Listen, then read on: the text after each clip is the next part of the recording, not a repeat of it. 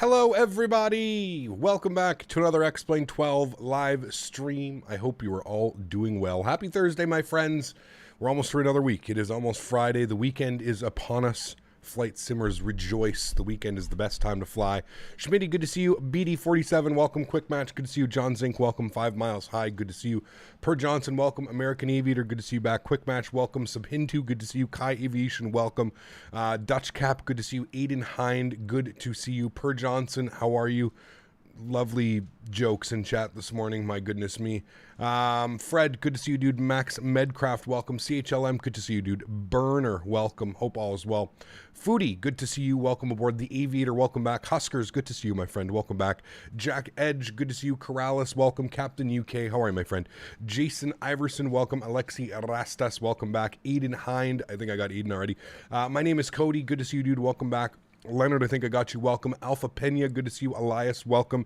Jakob Snashberg, good to see you, my friend. Soren Nornson, good to see you, sir. Hope all is well. Marco Bond, good to see you.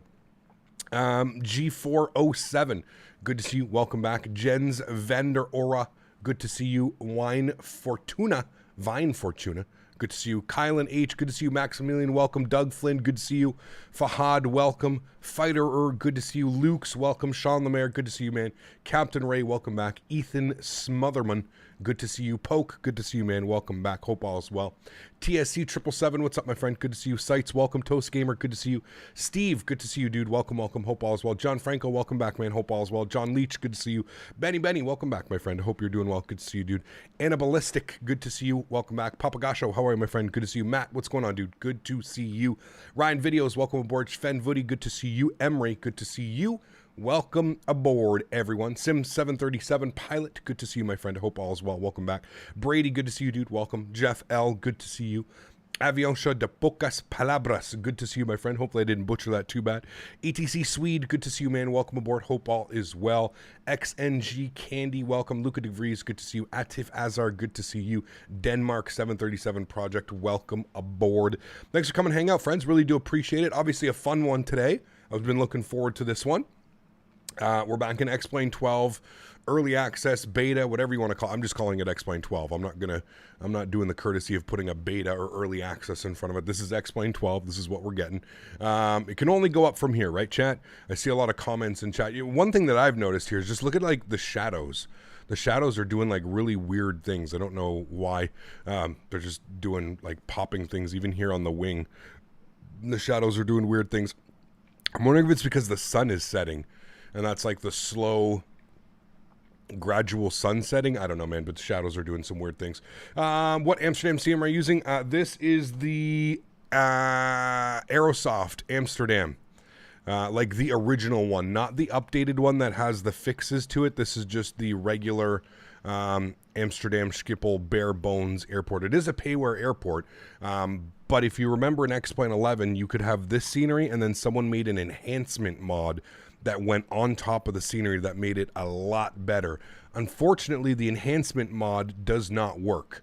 The enhancement mod, for whatever reason, does not work. We are on VATSIM. As you can see here, a Transavia 7.3 pulling into the stand as well. Looks like we've got a KLM 7.3 right here as well. So if you guys do want to join, VATSIM is working. Just update your X-Pilot client. If you update your X-Pilot client, you should get a working X-Pilot, and you should be able to connect using X-Plane 12 if you are using X-Plane 12. Looks like we've got Turkish Airlines right here. That's a pretty cool livery, actually. We've got the EasyJet sitting out over there right there as well.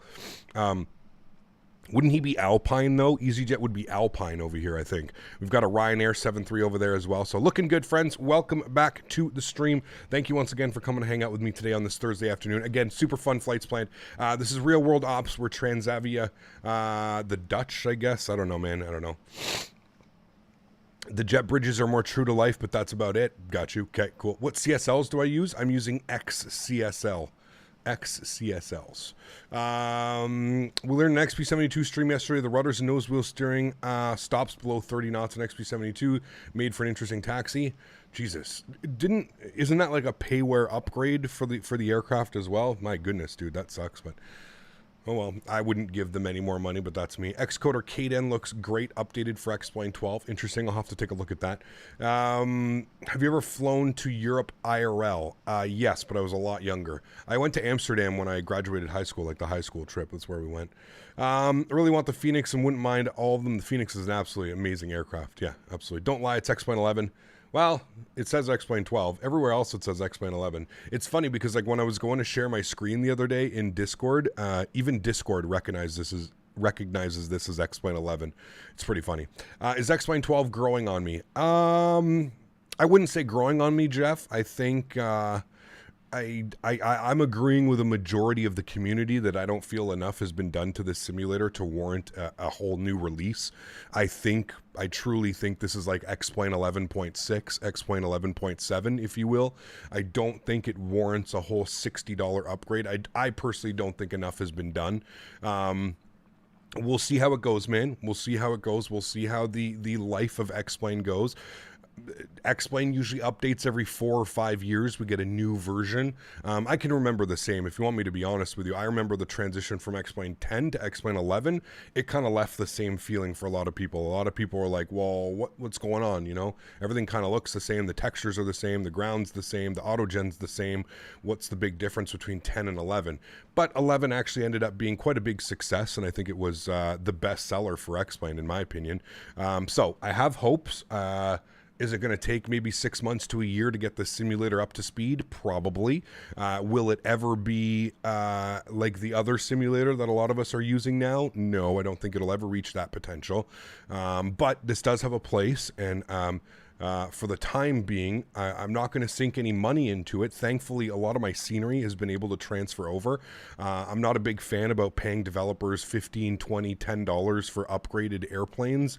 Again, that kind of just falls under the I don't think enough has been done to this simulator for an aircraft designer to come out with, you know, $20 with their hand out saying, please give me $20.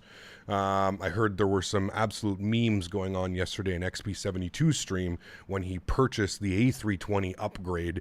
I think John wasn't the first one to tell me. I heard there was some pretty funny things that transpired yesterday. So I'm not quite sure why the developers feel that they need to charge $20 and then just not do anything to the airplane. But that's my opinion. It's a personal opinion. I'm not shitting on X-Plane. I'm here today. I'm using X-Plane. I'm going to give it a fair go. That being said, I am extremely excited to get back into the Phoenix and Microsoft Flight Simulator this weekend. So I don't see longevity in streams when it comes to X-Plane 12 right now. I still feel like it's going to be like a 1 or 2 off, and then we're going to be back to Microsoft for a couple weeks. But it is good to have it. I think we all need to understand that competition is good. Innsbruck. Yes, very ready, Soren. Huge no floaties to you, man. Thank you very much for supporting the channel, dude. I truly do appreciate you, man. But listen, Chad, at the end of the day, we want competition. Competition is good. Competition is what drives this industry. And this industry being a very niche market, we want competition. Now, if I'm Microsoft and I'm looking at what X-Plane just put out, I'm probably laughing.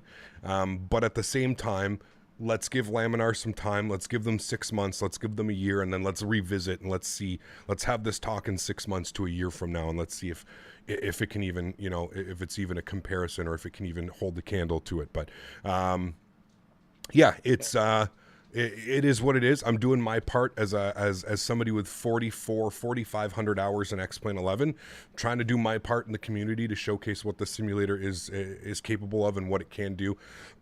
Again, definitely underwhelming is my initial thoughts, and I think that's a fair initial thought about the simulator. Very underwhelming. We had been, for the last 2 years, we'd pretty much been promised this whole new, I remember, I can go get the quote. I remember Austin saying, this is a brand new simulator. We've built it from the ground up.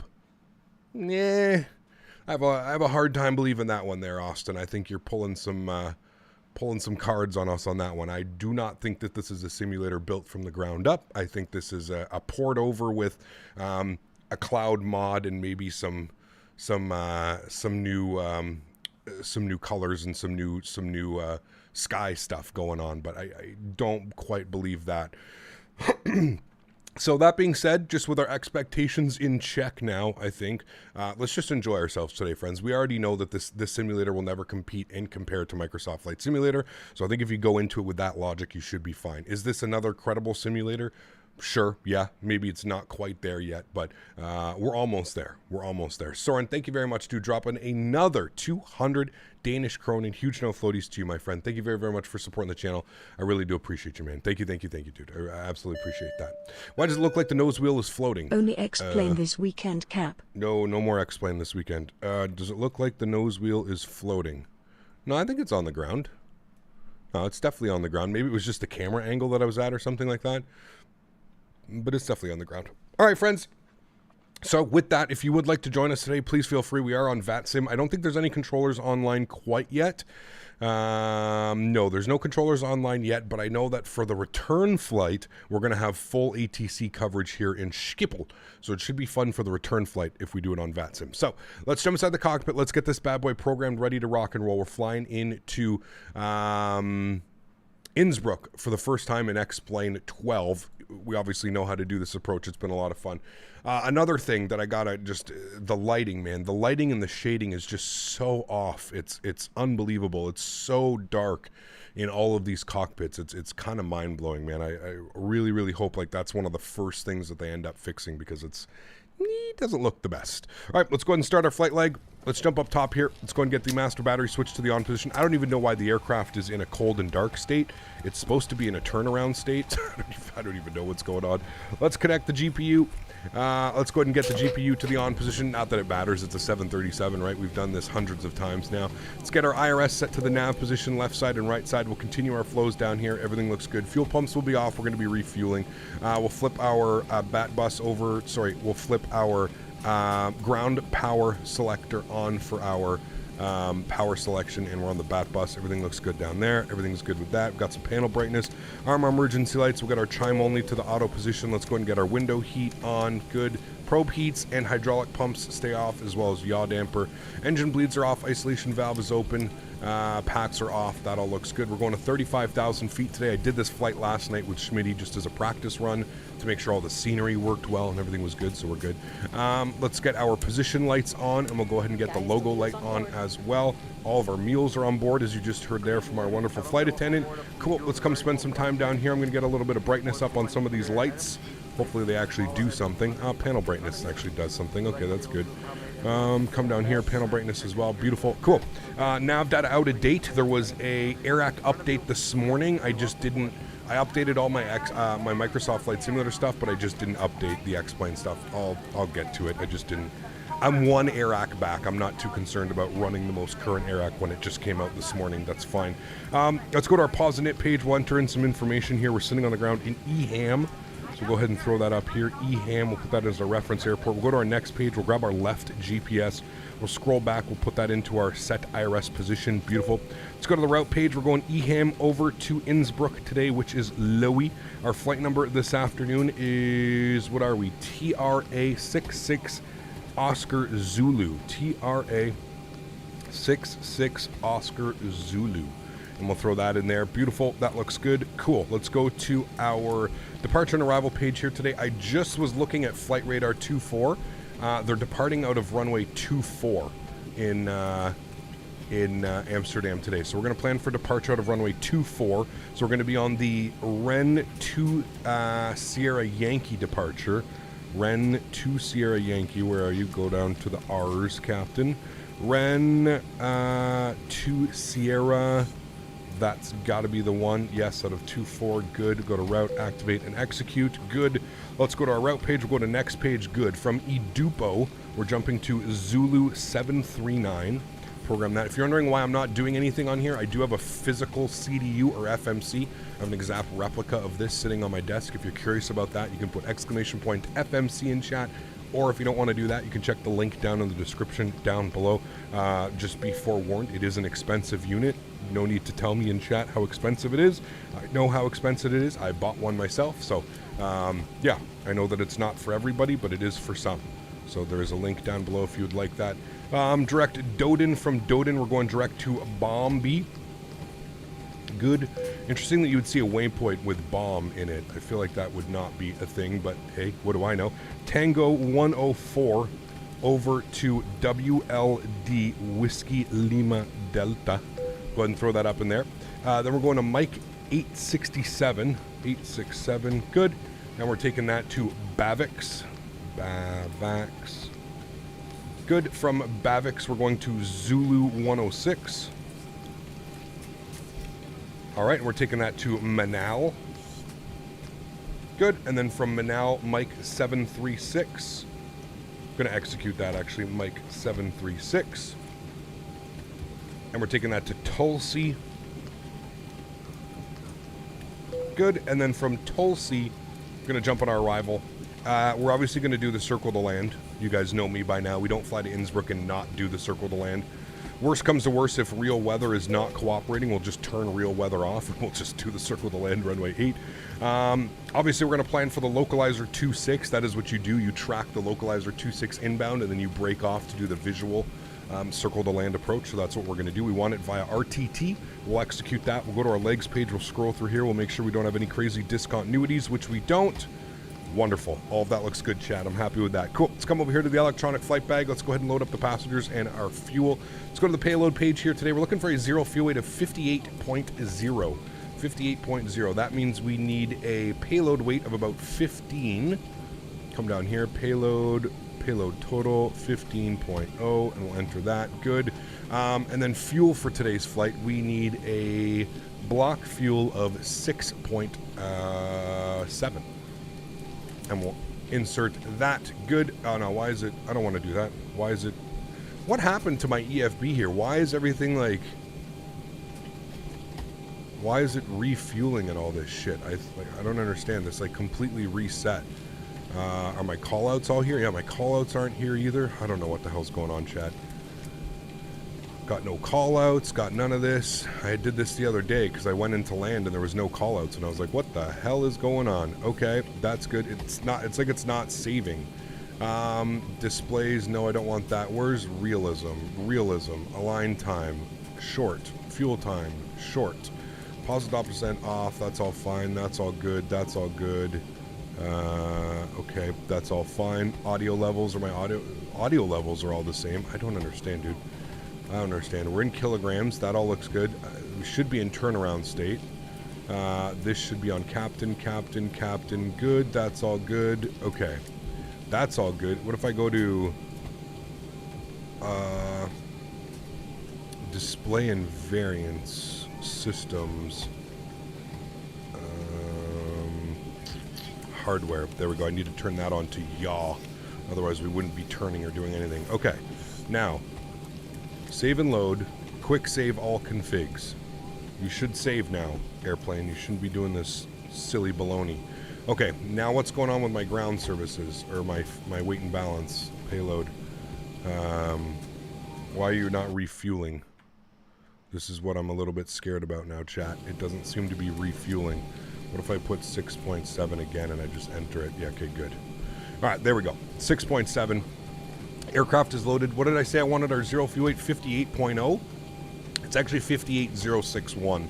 So I'm going to take 58.111. That's perfectly fine. Cool. I'm happy with those numbers. Wonderful. Let's come down here. Let's spend some time on the CDU. Let's go to the route page. That's all fine. Init ref. Good. Index. Performance tab. Good. Zero fuel weight today. 58.1. On the reserve, we plan on having 2.7. We're looking for a cost index today of 26. Looking for a cruise level of 350. Our average wind component 228 at 32 up at cruise. Good. ISA deviation is +6. We'll execute that. Transition altitude, I believe, is 3,000 feet. We can just confirm that on the charts. I have my charts over here, sorry. Confirm that on the charts. Transition altitude 3,000 feet, correct. Good. Okay, that's all good. We'll go to our N1 limits here today. No D rate, that's perfectly fine. 99.9, we'll take that as our N1, that's fine. Go to our takeoff page, flaps will be set to 5 degrees. Our CG weight hasn't been giving me the CG weight, so we'll just enter that in here. 27.1 is what we're looking for. And for those of you that are struggling with this aircraft, especially on departure, there seems to be like a deadband issue where you go to pull the yoke and the airplane just doesn't want to go anywhere. What I've learned is if you set your trim value about 1 higher than it is, so it's requesting a trim of 4.5, if you set your trim to like 5.5 or even 6, you'll get off the ground much quicker. So there just seems to be like a little bit of a trim issue. I think that's what's causing That's what's causing it, and that's what's going on. Set the chocks. You don't have to do chocks for the fuel truck to come out to you. Anyways, we got it. No problem, guys. Just chill. Everything's good. We're good to go. Cool. So all of that's looking good. I'm happy with that. Let's go 134, 136, 146 on the V-speeds today. We'll go ahead and throw that in here. 146. Initial climb. I don't know what it is off the SID. We're not even on that SID anymore. I got to change the runway. Change runways.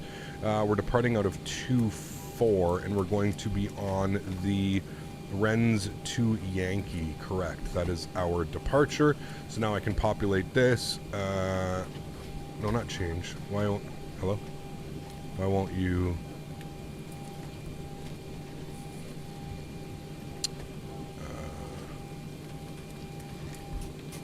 add route. Okay, apparently it doesn't want to come up. I just need to go find the EHAM then, and we're going to go to standard instrument departure, and I'm going to put in Rennes.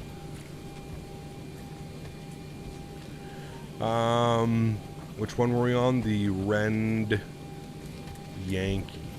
Yankee. It's weird, I don't even see it on the list. Okay, chat. Never mind then. We don't care. Okay. I don't know why it's not on the list. That's a weird one.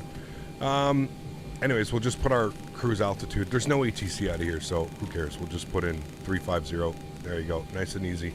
Okay, let's go to the overhead. Let's go and get the aft fuel pump on, and we'll go ahead and spool up the APU. 1, 2, and 3. Good. Let's go ahead and jump outside. We can listen to this bad boy spooling up. That sun is setting quickly, man. Got my girlfriend and I did our solos, and they couldn't have gone better. Nice, dude. That's awesome. Congratulations, Blue Crayon. That's absolutely awesome, man. That is awesome, man.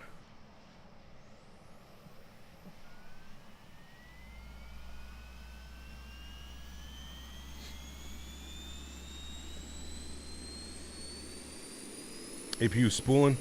It's in the charts. It's the Rennes 2S. I didn't see it. So I can't even, like, that's what's weird, is, like, usually you can, like, highlight it. Like, I just... Like, I can't even, like, make it... I can't even make it a thing. You know what I mean? Amsterdam, open charts, SID, Rennes. 2... Nope, doesn't like that. There's the 2 Echo, the 2 Foxtrot, the 2 Golf, the 2 November, the 2 Papa, the 2 Romeo, the 2 Tango, there it is. It's just not showing up as the right thing, but that's what we are on. Okay, there we go, chat. Thank you. We got it. Says we got to be above 6,500 at Rendy. That's really the only restriction. 6,500, so we're good. It's just an add-on to the Rendy 2S. The chart is the Rendy 2S chart. Got you. Yeah, we got it. It's all good. Thank you, chat. We got it. We're good. Now we're ready to go. Cool. Where are we on the airport? We should be right here. Yes. Nice little taxi today. We're going over to, I guess we're going to depart Sierra 7. This is what we're looking for runway 24. Okay, we're good on the APU. Let's jump back inside. Let's go to the overhead. APU gen comes online. APU bleed comes on. Duct pressure comes alive. Let's get the rest of our fuel pumps on. I don't think that I can get... I'm going to put the seatbelt signs on. I don't think that I can even get a tow truck here. Shift G straight. No pushback service available. No pushback service available. Well, that's fine and dandy. Has anybody heard about... Has anybody heard if better pushback is going to be updated? Has there been anything? I haven't seen... Better pushback hasn't been updated in almost 2 years. So about a year and a half since better pushback has been updated. So I'm genuinely curious if we're going to see an update to better pushback or if we're not going to see it. I was over on the... I was over on his... whatever the hell you... Where do you download that from? What's the page called? So yeah. You haven't set the chocks yet, Captain? For what? What? You don't need chocks. As long as your park brake's on, you don't have to have your chocks set to get the tow driver to come. Maybe to get the fuel truck up, maybe, but I don't do refuel anyways. I do automatic refuel. I don't like to do I don't like to sit here and wait for the Zebo to refuel. What is the correct setting for the parking brake switch to release, or is it set to the brakes? In real life, you have to have your toe brakes down, and then you can set the park brake. That's all I know. Hey Captain, X-Plane 12 working great for me. Ortho, Tolos 319, Zebo, and all. Tolos released a fix for the X-Plane forums. There you go, sweet. Do you consider using the 330 instead, or do you want to wait until it gets a real make-do? I am not interested in flying that whatsoever, man. Does Jar Design ground handling have a pushback? I have no clue. I have no clue, man. I wish this sim had like a Shift P, though. I really did. Okay, well, with that being said, let's get the anti-collision light on. We're going to have to just start engines here at the stand, guys. I know this is extreme realism for a next-gen simulator that doesn't even come with a pushback, but let's go. Engine number 2 over to ground. Verify arm door, standby for all call. Start valve is open, N2 percentage is rising. Not quite sure why we don't have a pushback. Probably because we're at a third-party scenery. Isn't this an older version of the Zebo? This is the only version of the Zebo that works with X-Plane 12. So if you go to the Not Zebo... do so while anybody's standing in the aisle. So we ask that you please guys, take your seats at this time. Be sure that your seatbelts are securely fastened. Thank you. Delivery is online. Okay. This is going to be a shit show. How much you want to bet? This is what everybody's going to be calling for clearance now. You know what, man? If he's delivery, I'm not even going to bother. I'm sorry. He's delivery. He's not even ground. It's just delivery clearance. He was probably the first one to log on. I've already got my stuff figured out. I'm not even going to bother with that. I'm sorry. Engine number 1 over to ground. Start valve is open. N2 percentage is going to be rising here. Gotta love the Zebo announcements. They are good. Yeah. Is this VATSIM? It is. The live traffic plugin works as well. Developer said download V3. Nice to have my airline traffic back in. Working well too. Awesome. Good news. Better Pushback Creator posted 5 hours ago on his GitHub page that he's going to update it soon. Awesome news. Introduce fuel to number 1. Open just prior to closing the door. We'll advise you What about when to level turn up? off Does it all work? large I have no clue. devices. I haven't tried it, You may man. continue to use your small lightweight Haven't tried devices it. as long as they are turned and on airplane mode. License please. You're not going to call for clearance? I mean, I'm already ready to go. I'm already ready to go, man. There's not much point in calling for clearance at this point. Like I said, if it was ground and I had to like taxi around and do like ground, maybe that would be one thing. Auto brake over to RTO. Flight director left side, right side, auto throttle, VNAV, LNAV. We are engine gen 1, engine gen 2. Engine bleeds are on, APU bleed is off, packs over to the auto position, isolation valve over to auto, probe heat's on, hydraulic pumps are on, yaw dampers on, APU goes to the off position, engine start switches over to continuous, and we'll come down here and we will go to ground services and we'll disconnect the GPU. Wonderful. Sir, which one can you buy, X-Plane 11 or Microsoft Flight Simulator, because I have $70 budget? I would go with Microsoft Flight Simulator. I think you get more bang for your buck, but that's just my personal opinion, man. There's going to be a lot of people that disagree with me. That's just my personal opinion. All right, friends, let's do it. I guess we can try and, I don't know, you guys want to try and reverse out of here? I don't know if we were going to be able to reverse out of here. We'll try. Airlines that can take you there. No, we thank you. Nothing to see here, chat. Don't worry. Thank you. Oh, this is going to be a slow process, chat. No, we're not doing that. We're going forward, chat. We're out of here. Not waiting on that. To open. Lift up on Nothing to see here. We'll just go on this wing view. Nothing to see. Nothing to see. as we prepare. All right, chat. We're going to go Alpha 5, make a left on Alpha, and then a right on Sierra 7. That's what we are playing. There we go. See, look, nothing happened. Nothing to see here. Absolutely nothing to see here, chat. Nothing wrong with that. Let's get our taxi light on. Do a recall. Looking good. Everything is set. MD-80 vibes. Hell yeah, dude. Hell yeah. Someone said there was a way to 180 in X-Plane menus, but I don't know how. Yeah, you can slew your airplane. You can basically slew your airplane back or something like that. Honestly, don't see much of a difference from 11 to 12. I mean, you're looking at clouds. That's pretty much it, man. Everything else is pretty much the same. My God, dude, we need to run that. These shadows are just... This is sad, man. This is real sad. Next gen simulator, by the way, guys. Just to give you, just in case you were wondering. My God, dude. I think we have to do the same shadow fix. Do you guys remember the shadow fix that you had to do? You had to go into the X-Plane 12, where was it? X-Plane 12 settings, Got to go somewhere and find the settings tab. I don't even know where it is. Resources, settings. Yes. And then you have to play with this, but I don't know where to do it. I don't know. Stop. This is Explain settings files. This is not your preferences. You should not edit this file, delete it, or modify it in any way, or Explain may stop working. Yeah, that's what you just want us to say. You don't want that. I think if you like scroll all the way down, we got to find where it's using the shadows, and I think we need to put the shadows over to 4K or something like that. I don't know, man. I know that that's what you had to do in Explain 11, but it doesn't work the same because it's using different. Explain 12 is using different shaders and stuff like that, so it doesn't work like that. We're looking for Sierra 7. I think that's going to be down here. Yeah, I see the big sign here, Sierra 7. I have to admit that until Microsoft Flight Simulator gets the live weather sorted out, you don't get those extreme changes in wind when going from one METAR to another. I'm sticking with Explain 11. Listen, man, I'm not here to start fights with you. I'm not here to pick anything, but Explain 11 weather is probably some of the worst weather I've ever seen.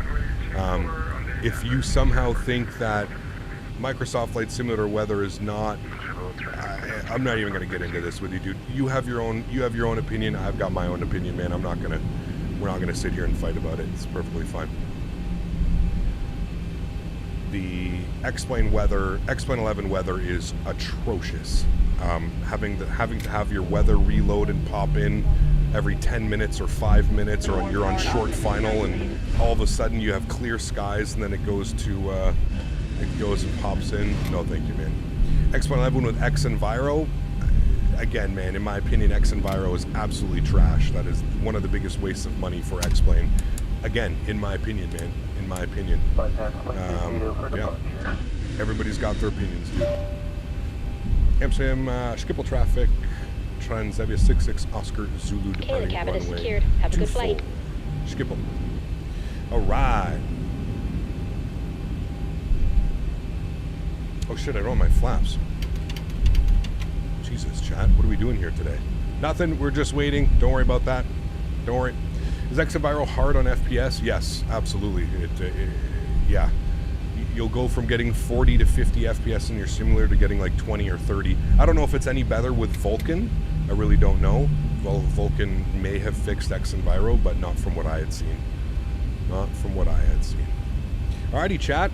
I guess we should also set this correctly. I think it's 1006 on the altimeter, and I'm just going to throw in 2000 on here, even though we're not flying with any ATC. Yeah, that's maybe why I shouldn't have done that, but that's fine. All right, chat, throttle's up to 40%. Joystick cam's going on. Enjoy the departure. See you guys on the other side. Let's start our chrono. Throttles are up. Let's do it. Yoga.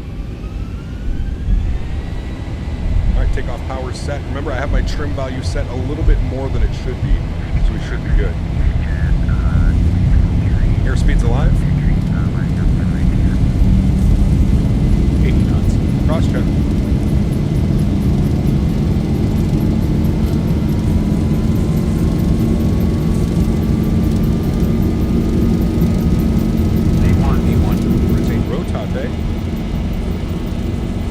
That deadband is still absolutely atrocious. Okay, no problem. You're up.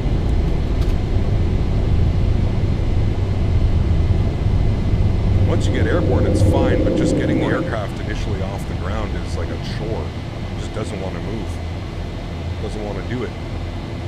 And I hate to say it, man, the gusting winds are still the exact same. You can see here, if you watch the weather, the winds just go up and down, and it just kicks your speed. Let's go flaps up, position 1. Oh no, shit, I should have done that, sorry. I hit the throttles by accident. I'm just gonna put them up. Alright, auto brake to the off position. Let's lock our gear.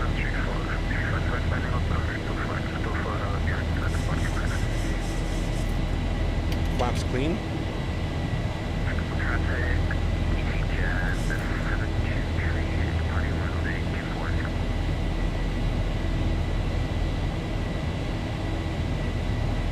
Like, that scene looks nice. With ortho, it looks good.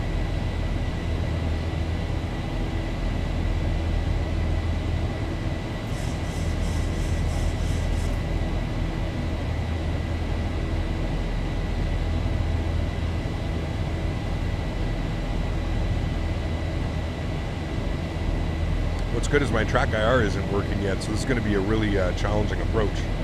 Circle the land should be a fun one. What is that scraping noise? That's the trim.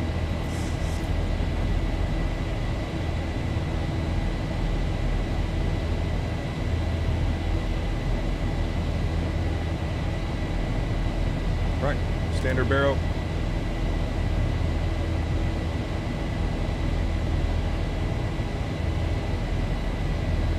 Speed looks good. 6,000 feet. Autopilot's coming on. Bring you guys back up into the flight deck.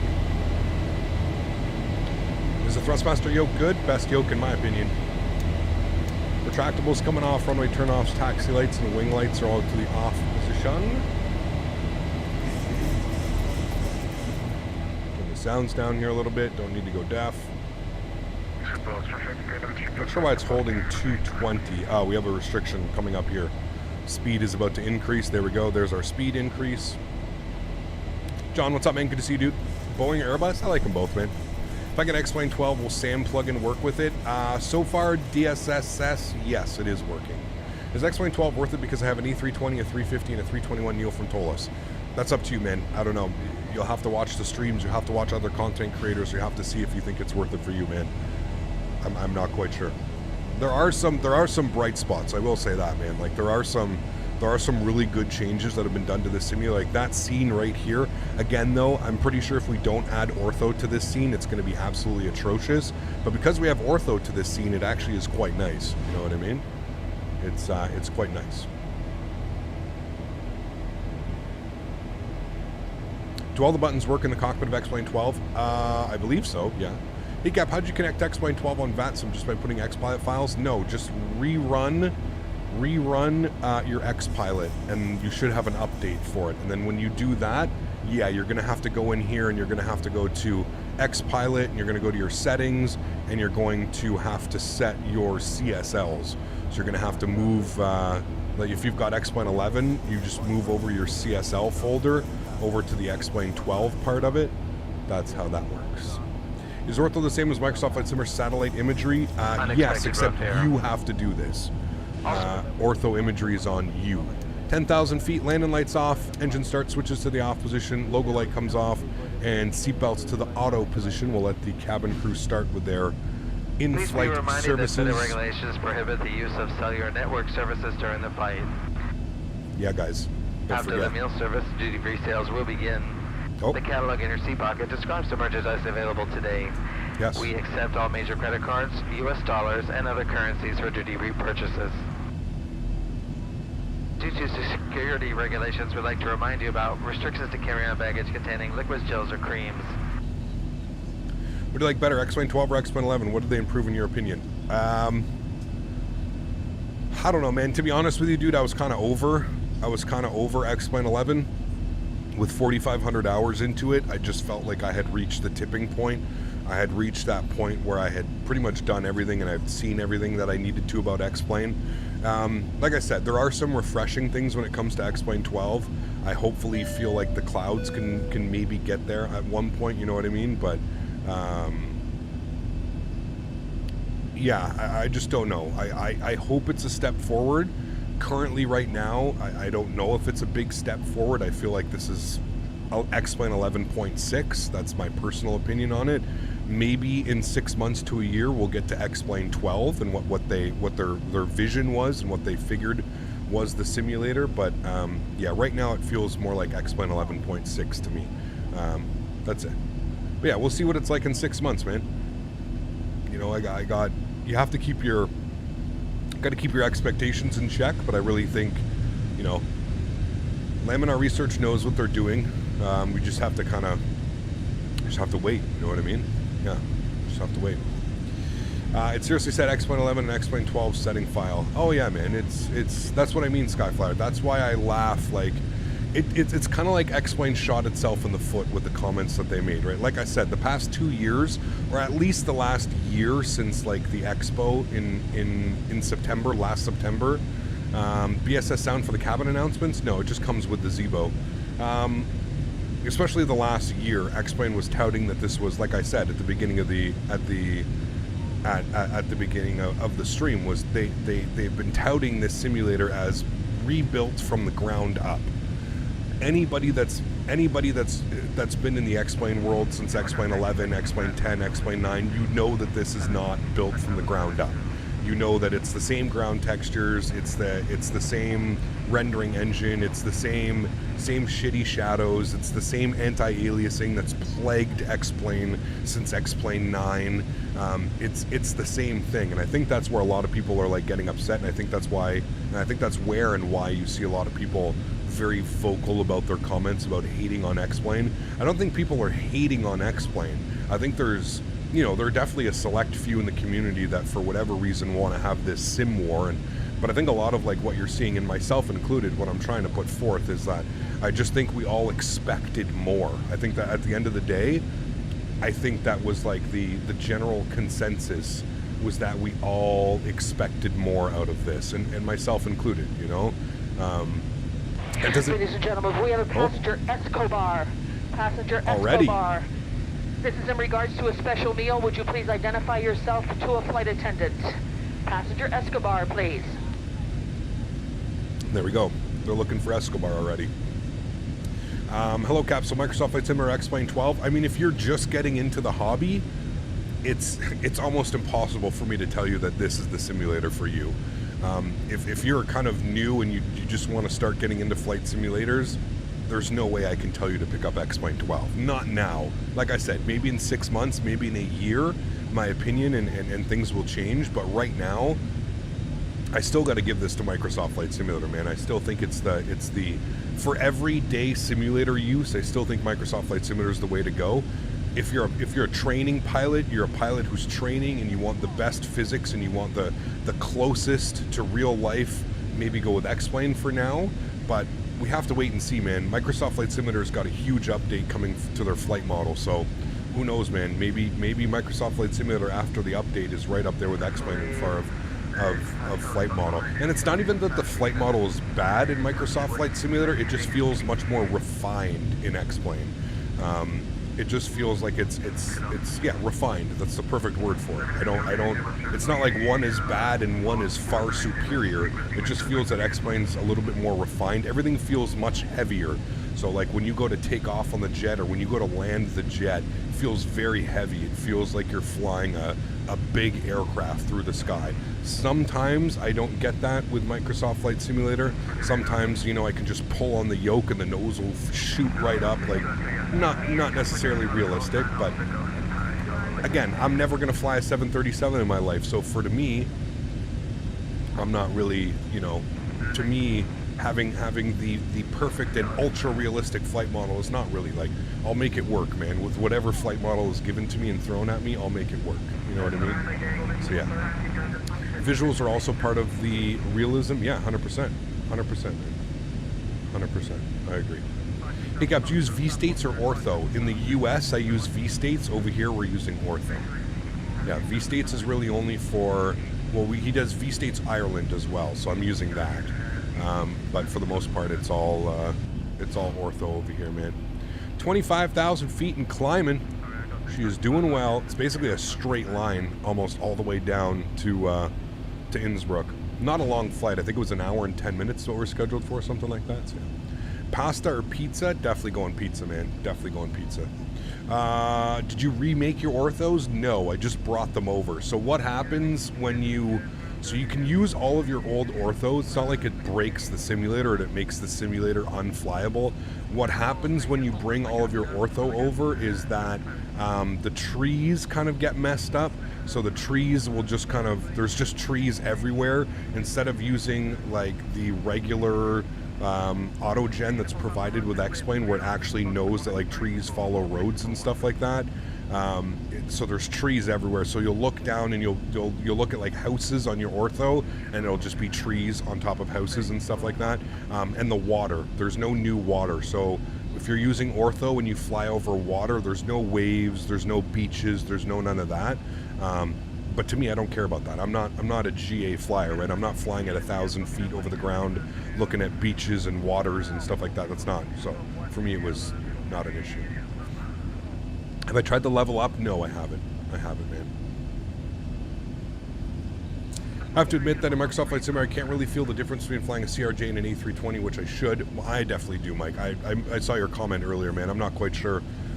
I don't know what you're using for your peripherals, Mike, but the Phoenix A320 is one of the best flying Airbuses I have personally flown.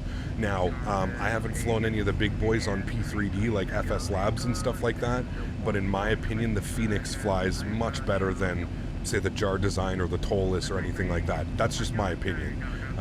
So I don't know what peripherals you're using. I also have different peripherals. So I fly my CRJ with a yoke, and I fly my Airbus with a joystick. I don't know, man. I don't know what's going on. That may be the difference, but yeah. I just listen, man. I think you've made it very clear. You much prefer X-plane, and there's nothing wrong with that, man. But I don't necessarily think you're correct with the comments of that every airplane feels the same in Microsoft. That's not true at all. Maybe to you, maybe because you're using the same joystick or the same whatever, you know what I mean? But, yeah. Which sim will get more chicks, X-Plane or Microsoft Flight Simulator? Neither. It's a simulator. If you want to get a feel for some flying, you got to go to DCS. There you go, man. It's a matter of want to make a graphic comparison. The best game effects, clouds, contrast, color, Microsoft Flight Simulator. Yes, for sure, for sure. What do you think of X-Plane 12 A330 default? In its current state, kind of like a slap in the face to the flight sim community. I'm not quite sure how they could promote an A330 and then ship it with a 737 FMC, but to each their own, man. I guess the market that they're going after with the default A330 is not a market of I guess well established simulators. I guess with the market that they're going after, or maybe people that are brand new to flight sim and really don't care that it has a 737. You know, the McDo for the 330 will come. Again, nobody is saying anything about that, Graham. We're well aware. We're well aware that they will add it, but again, it just circles back to my point. Why even bother releasing the airplane? What's the point of releasing the airplane in its current state if you're just going to ship it with a 737 FMC? Do you know how bad that looks, man? To anybody that's been calling this a hobby for any amount of time, I don't know, man. It's quite silly, dude. It's quite silly that they would even ship it, man. It's kind of funny. If you go on a date and she asks you what you like to do on a Friday, Saturday nights, say I love flying virtual airplanes across the sky. Oh man, yeah.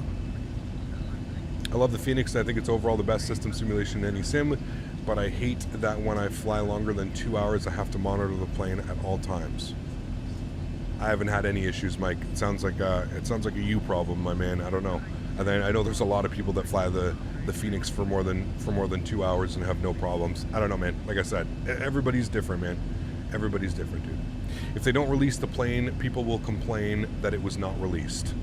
I mean, I'd rather them be honest and say, hey guys, the McDo's not ready yet. We're gonna hold off on releasing the plane, instead of trying to pull a fast one on us. Release an A330 with a default 737 FMC.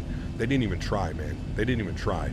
Whether they plan on releasing it later on, that's whatever. That's a moot point, I think, in this point. The fact is, they decided that the aircraft in the simulator was ready for prime time, and in my opinion, that was a mistake. I don't think you do that, man. If I'm X-Plane and Laminar Research, I don't see how you can do that. Yep. I don't see how you can do it, man. Especially not after the last year hyping it up. Every preview that you see is them flying this A330 around on wet and sunset runways and stuff. Like, it's just crazy, man. Yeah.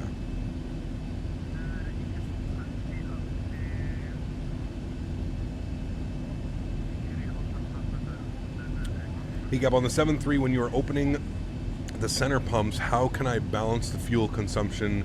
I believe it bleeds center pumps first and then we'll go to the outers, I think. I don't know. How do you download Microsoft Flight Simulator Fasted? I just deleted mistakenly.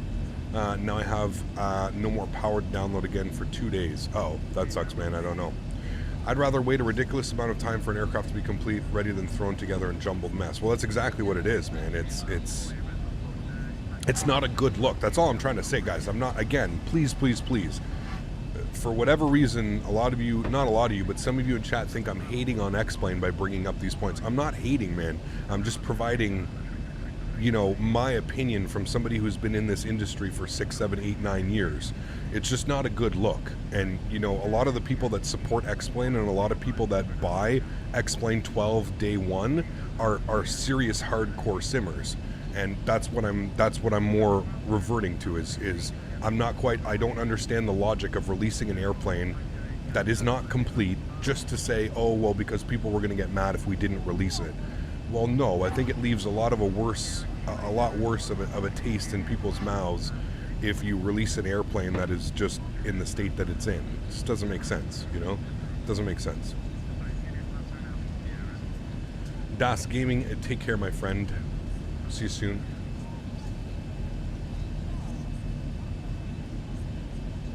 Oh, they hyped the hell out of it, man, and that's like kind of the problem. It's like, why are you, like, I can understand if you hype this airplane and then we're getting like a full airplane that functions, but we're not even really getting that. We're getting, you know, we're getting something that like somewhat resembles what it should be, but I don't know, man. X-Plane is basically only hardcore simmers at this point, and that's kind of what I'm saying, Michael. That's where I don't understand why they would even bother releasing it. Like, if you're trying to go after a group of people that wouldn't care about it, well, I don't know, man. It doesn't make sense. You know, it doesn't make sense. Let's not let our feelings. Where'd that go? Let's not let our feelings affect the facts presented. Both sims are great. Both have issues. Yeah, absolutely. Issues. Yep. The shadows look 8-bit. They always have, man. The shadows have been just atrocious, and that's what I'm talking about. That's like, you know, if you want to make this believable, Austin, and you want us to believe in you and X-Plane and believe you when you say that we built this sim from the ground up, it's just not true, man. I mean, this is the same issue that X-Plane 9 had, that X-Plane 10 had, that X-Plane 11 had, until somebody figured out that you can go into the files and you can actually change the shadow resolution. So I'm sure somebody's going to figure it out. What does your girlfriend think of your job? She thinks I'm a nerd, but she loves it, so it's okay. I'm a nerd. I totally am a nerd, so that's fine. Yeah, now she respects it, man. I mean, she's self-employed as well too, right? She runs the horse business. So she understands how much work and effort goes into it, man. So yeah. I see the Zeebo is basically pitch black in the middle of the day. Yeah, you would think with the sun shining right there. Where's that sun? Where are you? You're right here. I just saw you. You're right there, sun. It's somewhere right there. You would think with the sun shining in, it would be a lot brighter than it is right now, but no. It is very dark in here. Very, very dark.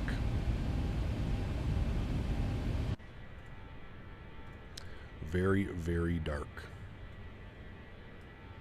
We're all nerds, of course. Oh, yeah. There's nothing wrong with being a nerd, man. Q8 had sharp shadows by the right settings.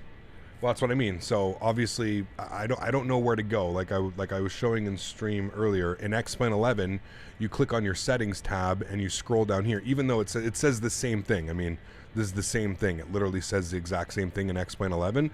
But if you open this up and you scroll all the way down here, you should see right here. These were the things that you changed right here. So shadow cam size.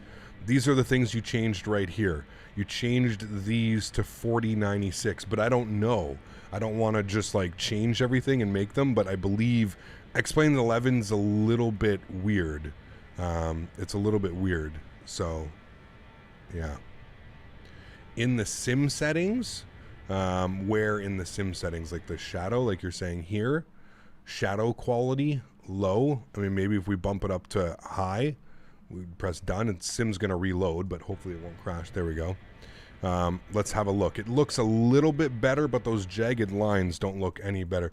Okay, well, you know what? Fair enough. To your point, that definitely is a little bit better. That's not so crazy chunky anymore, and I didn't really lose all that much performance. So, okay, maybe you were right. So maybe instead of editing that file, maybe that's what you just have to do now. You just have to make sure that your shadow quality is set to high. Maybe that's what's causing it. I know that shadows in X-Plane 11, like if you did shadows in X-Plane, yeah. Why do I hear no sounds? Chat. Chat, this isn't good. Hello? We have no inside sounds? Chat? Chat, hello, chat? Chat? We have... Hello? Chat! We have no engine sounds. What's going on in here? Hold on. Let's try and move something else. Vegetation density. Let's put that to low. Try and reload this bad boy.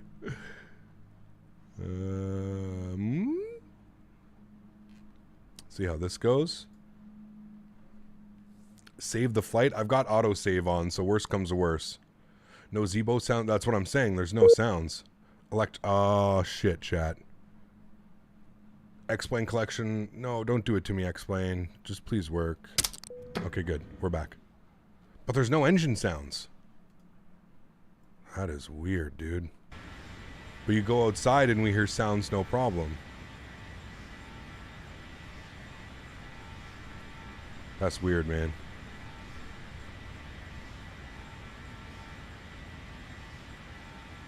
That's weird. It's a Zebo bug? Ah. Check the settings in the EFB.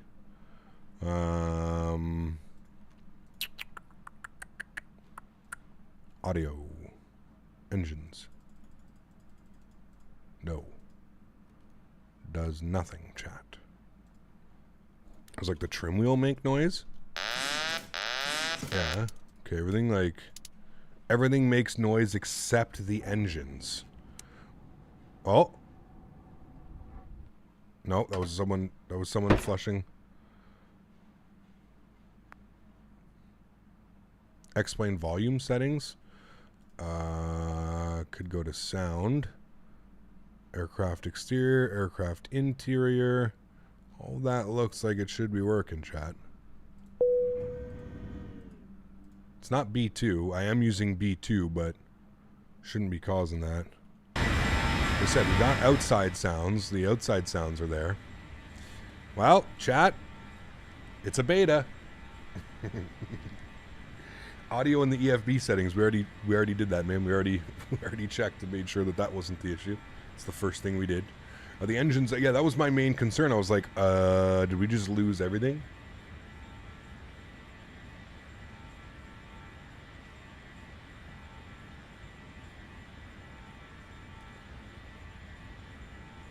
It's actually a double beta. What do you mean?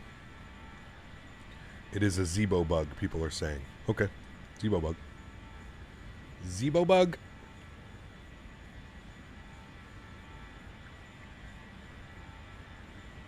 How do I feel about the graphics?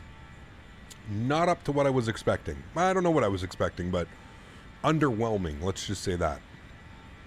Underwhelming. Are we going to get an I love Explain emoji? No. No, no.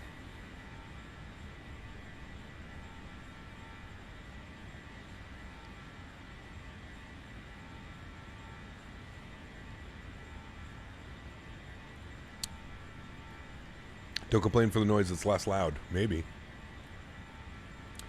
Atto, what's up, man? Good to see you, dude. Welcome, welcome. Hope all is well. Appreciate you being here, man. Good to see you, dude. Max2012 copy produces major deviation problems at EDDF. Runway slope is just broken. Any ideas? Are you running any third-party scenery, or are you just using, like, default? Pardon me. What are the outlines along the nose? Well, that's the... I think that's like that in real life, isn't it? I'm not sure. Like, this scene right here doesn't look all that bad. If you don't look at up here, you don't look at all the distortion on the clouds. Like, this scene, like, from the aircraft down, this scene looks pretty nice. Like, this is a nice change for X-Plane. The lighting right now, the way that the sun is kind of going down, the lighting hitting these clouds, this looks nice. This is a nice scene right here. I like this. This is far better looking than anything I probably could reproduce in X-Plane 11. As far as clouds and environment. You know what I mean?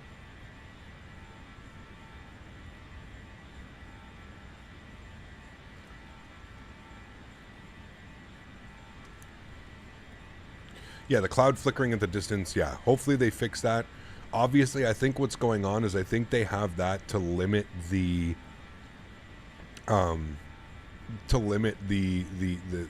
frames, how heavy the clouds are on frames.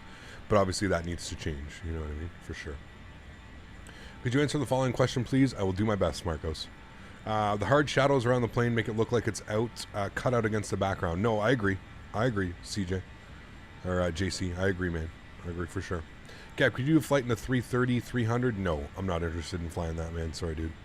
Close B volume control in admin plugin and then reload. Will work again for 20 minutes after that. Okay, I've never had that problem, but let's do that. Let's go to plugin admin and we'll find the... what did you say? You wanted me to find... I don't think it's going to be in plugin admin, is it? We could probably stop Lua.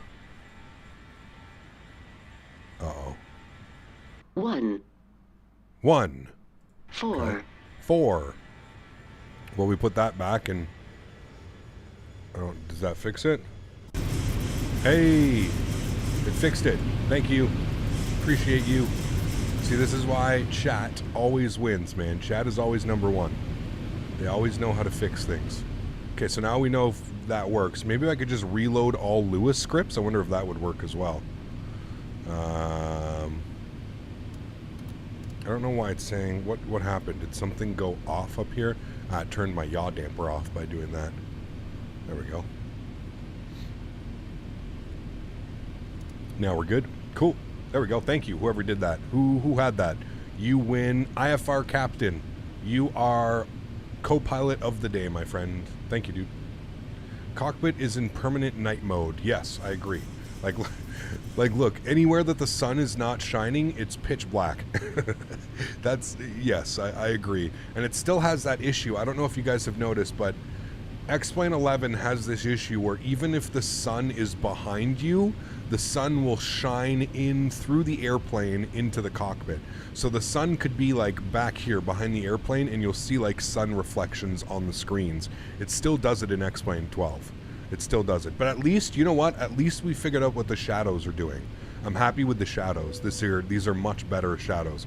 There's still some issues going on when it's like reflecting on at an angle. There's still some issues, but I mean, to be fair, Microsoft Flight Simulator has this too. When it's on an angle, it creates weird things. But at least like the actual main shadows now aren't so jagged and broken. Looks much better. Much better. Yes, Marcos, you can ask for sure, man.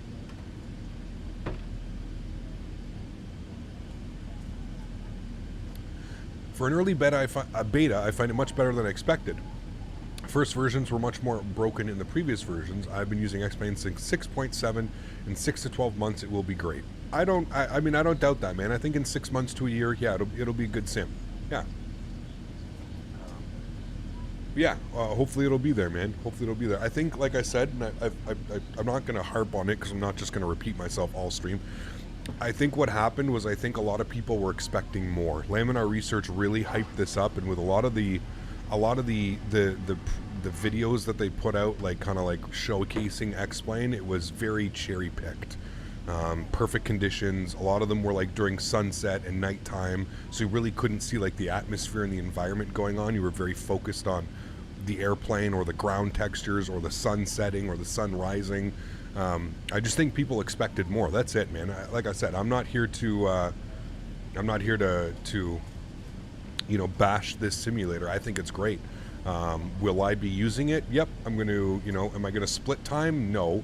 I think primarily what you'll see on my channel will be Microsoft Flight Simulator, but we will return to X-Plane and maybe every month or so and see what updates have been done and what's been fixed and what's been added and all that fun stuff, you know, yeah. Did you use the Orbex LOWI? Yes. I tried it, but it's weird because you do not have the new features like the new trees and water on the runway. Yes. I think for any third-party airports, Sven, you're not going to have, unless they've been updated by that third-party developer, I don't think you're going to get like water on the taxiways and stuff like that, you know? Am I going to try the 340? Honestly, man, if I'm being like 100% honest with you right now, I don't even like the 340, man. Like, it's such a weird, like, They did like the 500 variant of it. Isn't it the 500? It's the 340-500 or something too. Like, I don't know, man. It's just a weird variant of it. I struggle to like find flights that I even want to fly with the 340, you know, like, because it just doesn't make sense to do like the flights that I do. I'm more of like a regional type of, in a sense. Also, I've noticed the clouds been doing really weird things. Like, this does not look good. This scene right here, that's not. This looks like something out of, I don't even know. And you can see the clouds are doing their transition. So we must have just got like a weather update because the clouds are doing really weird things. They almost look cartoony. They look like fake, like I would be watching like a cartoon or something. Really weird kind of looking clouds right now. Not quite sure what that's all about. Looks odd. Looks odd. See, those don't look too bad right beneath us.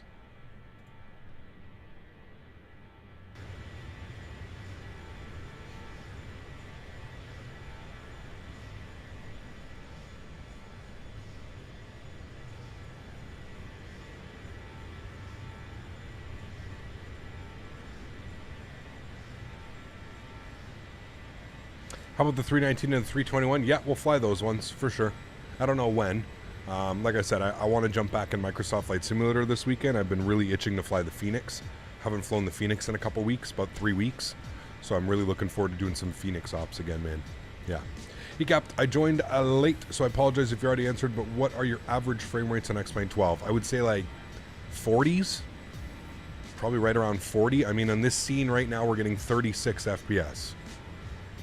Performance is not nearly as good as it was in X-Plane 11. Now you have to understand there's a lot more going on, right? So these 3D clouds that we're seeing, a lot more difficult to render this than it is to render 2D clouds that we're used to in X-Plane 11. That being said, my PC's not really getting hit all that much, to be honest with you. Now I don't know if we can trust these numbers. But it looks like they're, you know, far less load than on X-Plane 11 for sure. So it looks like it's much more optimized, which is good. It's a good start for sure. Looks like the simulator is much more optimized. It's not really pinning any of my, you know, it's not pinning my CPU, not pinning my GPU, but yeah. Captain, did you copy the question I asked? Would you recommend the 737 or the A320? So Marcos, that's a very, very, for what simulator, man? For what simulator? Are you talking about the PMDG versus the Phoenix? Are you talking about the Zebo mod versus the Tolis? Like, what are we talking about? Which one are we talking about, man? Do you have a Panera Bread up there? We do. We have a couple of them. Yeah. They're close by the airport, a little bit far away from me, but we do have Panera Bread, yeah. You should look up CPU by core rather than a whole. Your CPU is limited by its hardest working core. Got you. Yeah, that would make sense. PMDG versus Phoenix. I don't think you can go wrong with either, Marcos. They're both great planes, man. If you're a fan of the Airbus, go with the Phoenix. If you're more fan of the 7.3 and the 7 and PMDG or Boeing, I would say go with that, man. Yeah. Sasha, how are you, my friend? Good to see you, dude. Hope all is well. I use the T16000 stick and the Honeycomb Bravo for controlling all of my planes because I don't have a yoke. Yeah, so I can definitely understand where you're coming from, Mike. I would probably tend to agree with you that with a setup like that, you probably don't see all that much of a difference. If you can, Mike, at some point, maybe I would suggest picking up a yoke if it's in your, you know, obviously everybody's got different financial situations, but if you're a serious flight simmer, Mike, I feel like a yoke would benefit you tremendously. If you see yourself in this hobby for the next 4, 5, 6, 10 years, I would definitely invest in a yoke. I think that, I know you may not have the desk space either, so I don't know, but yeah, there's something extremely satisfying about being able to fly your Boeing and your yoke airplanes with an actual yoke and then moving over and using the side stick. You know what I mean? It's quite a difference, man, and I think it would completely change your maybe your experience on it. You know, you have room on your desk. Yeah, I mean that's a lot of people, man. At least what I can say is the TCA it takes up no desk space, man. I mean, on my desk right now, it's using that much room. So that's probably what, 7-8 inches, maybe max. That's the only desk space, and it's this wide. So it doesn't, the profile on your desk, it does not require a lot. But yeah. Did the symbolic link method work on orthos across, or do we have to move them all to the drives manually? No, it worked. So I have all my ortho on a 8 terabyte hard drive, my Western Digital Red NAS drive. I have all of that over there, and all I did was Symlink. I highlighted 1,800 and something folders, and I just dragged them over, and yep, Symlinked them right in, man. Got my 30 Ti yesterday, and I see the difference from my 3080 Ti. Got to overclock it in RAM now. Nice, yeah. Not forcing you, but I recommend trying the level up 7.3. Better sounds, physics, feels more real, and once again, the sounds are really good. Are they working, Vine? I mean, I've flown level up quite a bit in X-Plane 11. I'm not sure if they're working, you know. But I do also mostly fly Airbus. I'm more comparing the Tolos A321 with the Phoenix A320. Even considering the weight and size difference, the 321 feels more stable and heavy. See, I don't agree with that, Mike. That's just, again, that's personal opinion, man. I don't know. Maybe you've got your joystick settings just set up perfectly, you know what I mean? But in my opinion, I don't agree with that. The Tolos almost feels, I don't know how to say it. It's weird. I much prefer flying the Phoenix, but that's me. That's my personal opinion, man. I'm not saying the Tolos is a bad plane. We've heard real pilots, real Airbus pilots say that it's a great plane, as well as the Phoenix. So I think it just comes down to personal preference. Maybe I have my joystick settings better set up in Microsoft than I do for X-Plane. I don't know, man. There's so many variables, you know what I mean, dude? There's so many variables. What do you prefer, the yoke or the joystick? I like them both. Whenever I fly my joystick for, like, whenever I fly my joystick for a couple weeks, I'm, like, excited to jump back to my yoke, and kind of the same thing. Once I fly with my yoke for a couple weeks, I like get excited to like jump back into my Airbus setup and stuff like that. You know what I mean? So yeah. Feelings about X-Plane 12. Sorry if I'm not rebuying shitty flight factor aircraft. Well, one thing good about Harry, that's good, sorry, is that Flight Factor is giving us a free update on the 75, 76, and 777. You're not going to have to pay to upgrade any of those airplanes. All three are coming. You do have to pay $20 for the A320. I think that has to do with the A320 team being a different team. The regular Flight Factor, remember that Flight Factor is a publisher, right? So there's multiple teams that work under the Flight Factor name. So you've got a team doing the 75 and the 76. You've got a different team doing the 777. You've got a different team doing the A320. So, yeah. Yeah, Vine, I already read that one, man, but I asked you if it's compatible in X-Plane 12. I don't know if it's compatible in X-Plane 12 yet. There hasn't been any updates or anything like that. I actually want to buy the same PC as you. How does it feel on Microsoft Flight Simulator? FPS loss after a few hours? No. I'm one of the lucky ones. I've never really experienced that. Not recently, man. Maybe like back, like, you know, a year ago in Microsoft Flight Sim, maybe for sure, but not recently. Yeah. Using my Honeycomb Alpha to fly the Airbus. Whatever we gotta do, man. Whatever we gotta do, dude. Andy, how are you, man? Good to see you, dude. Can you try the Airbus 310 when the 11th of November update comes out? Yes, of course, man. Thoughts on X-Plane 12? Yeah, I mean, everybody's obviously asking me. A little bit underwhelming. That's just how I'm going to kind of put things. Just a little bit underwhelming, man. Does it have potential? Absolutely. But, yeah, we'll see, man.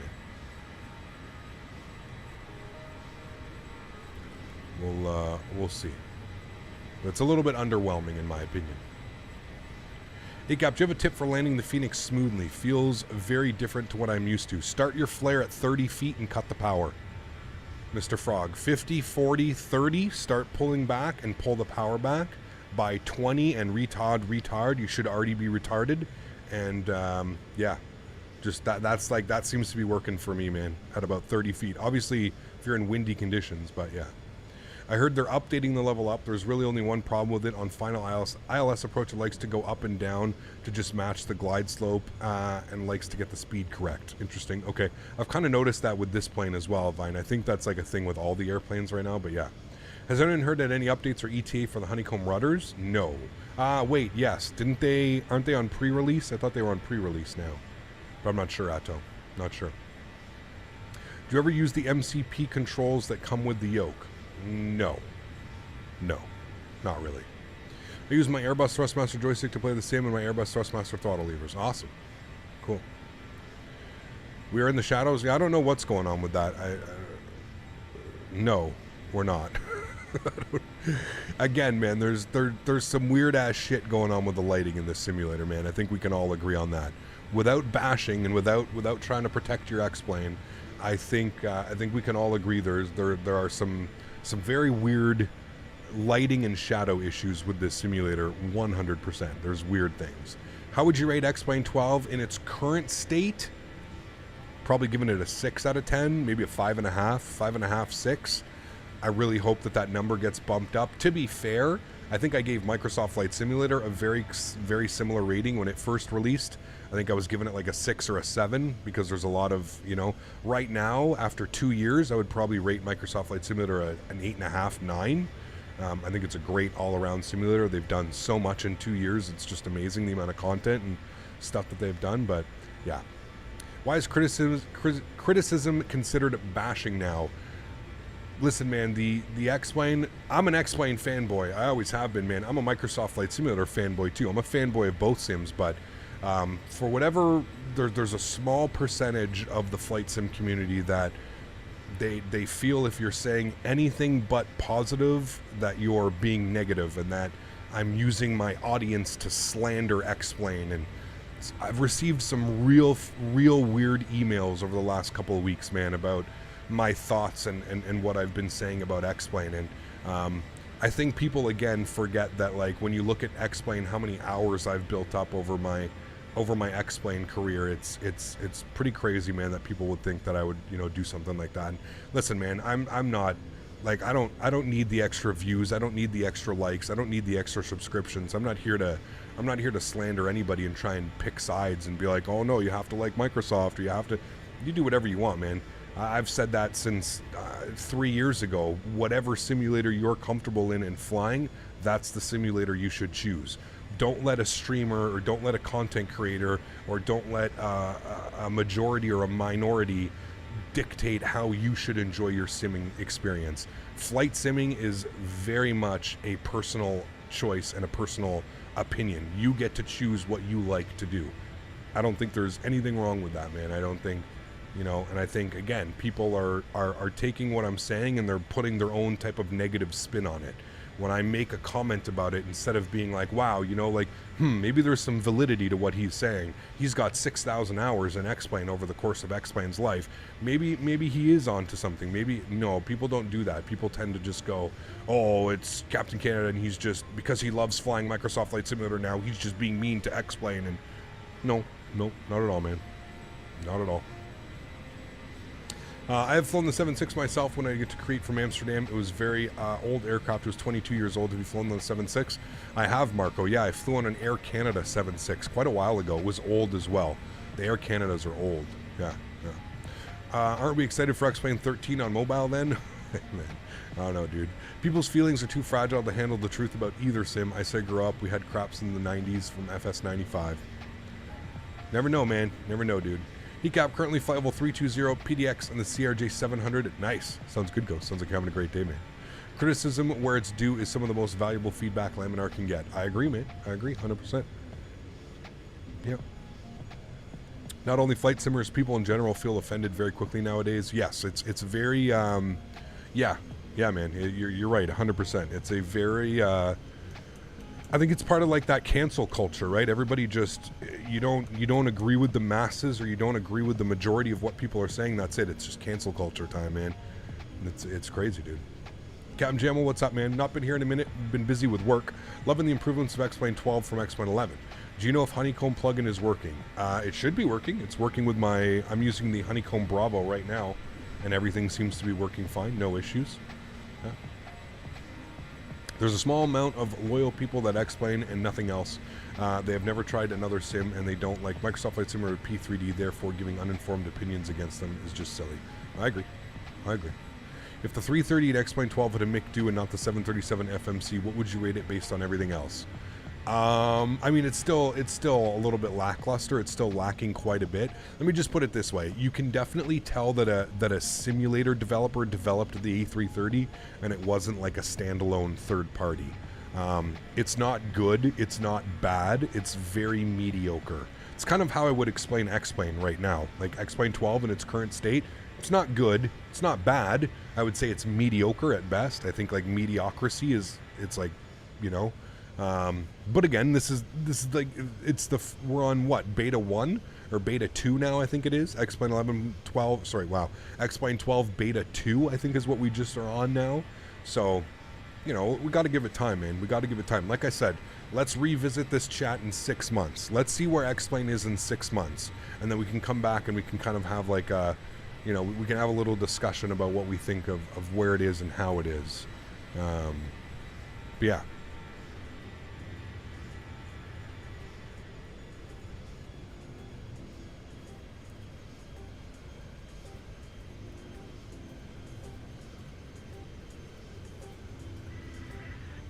I don't know what you're trying to say there, Azeri, but what are your thoughts on the 340?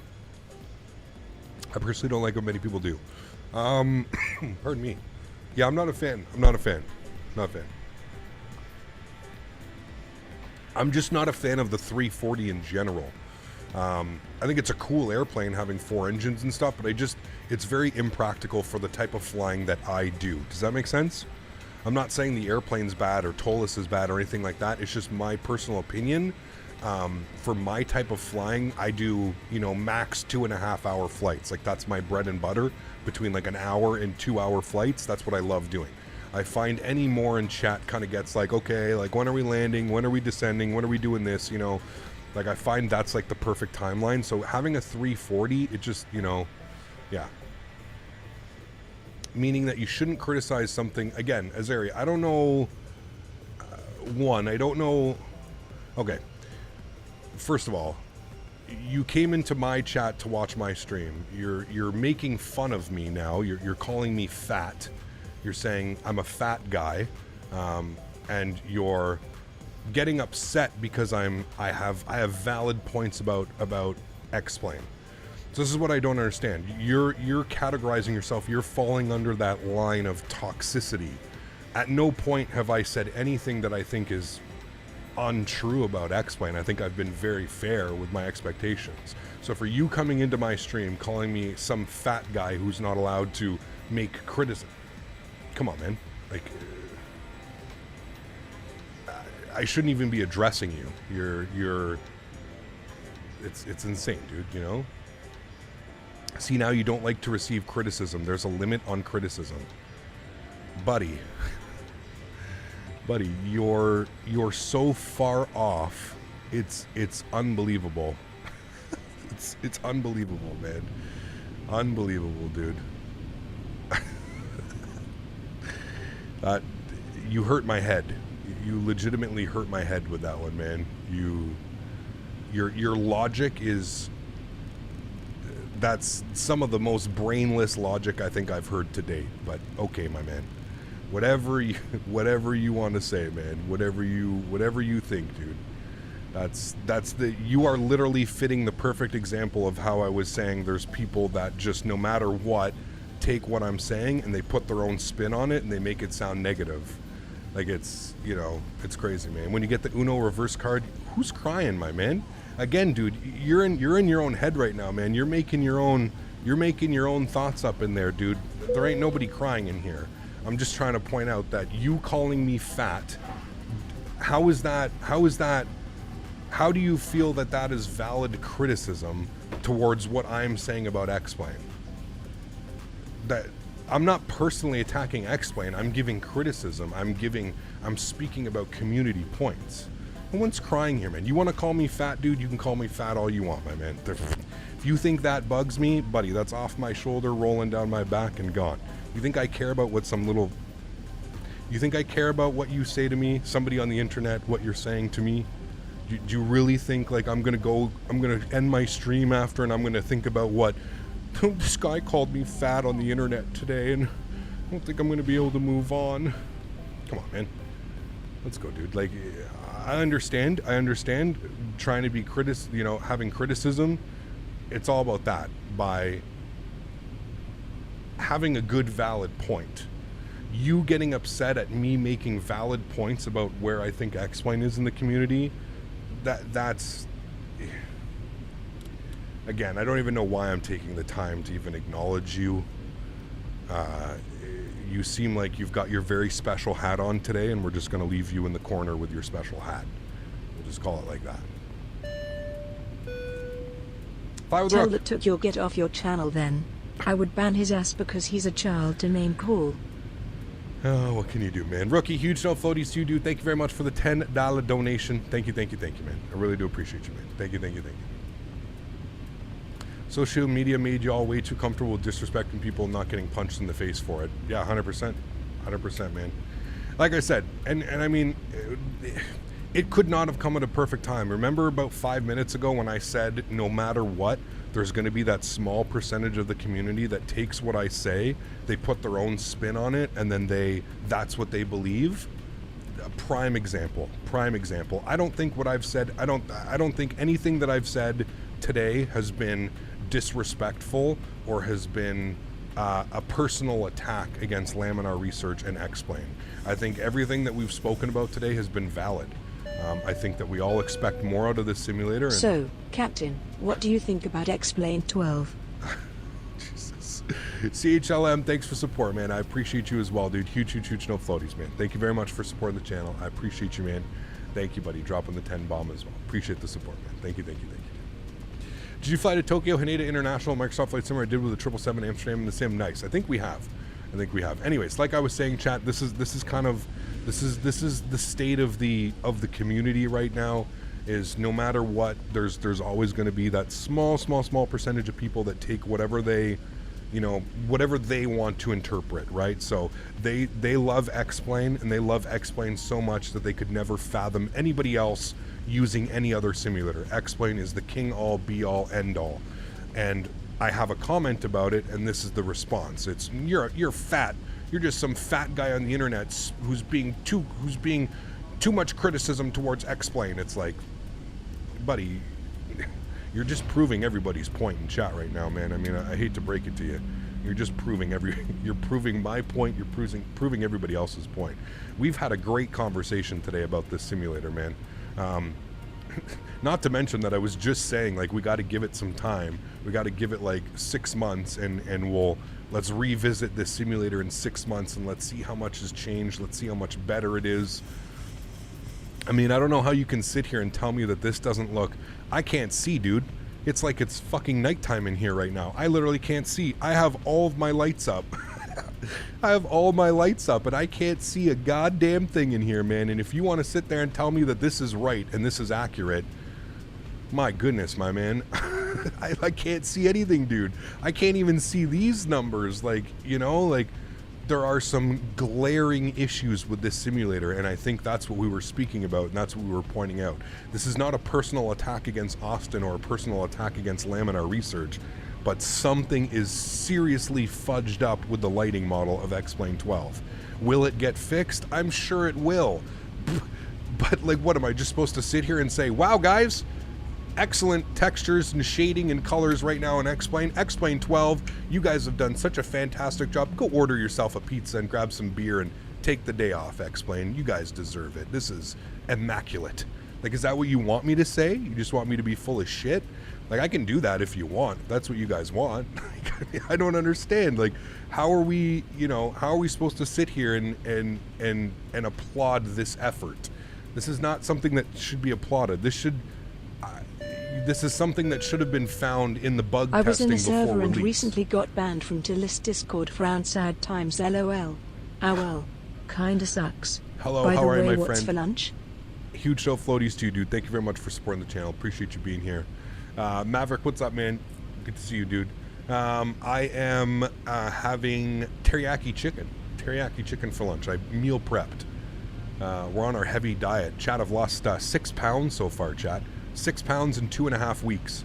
So the meal prep and being on the diet is definitely working. It's absolutely working, man. Does the FMC work with the PMDG? It does. Yes, it works with the Zebo, the Level Up, the PMDG. It works actually with the PMDG 737. Sorry, it works with the PMDG 737, the PMDG 777, and the PMDG 747. So you got all that. Yeah.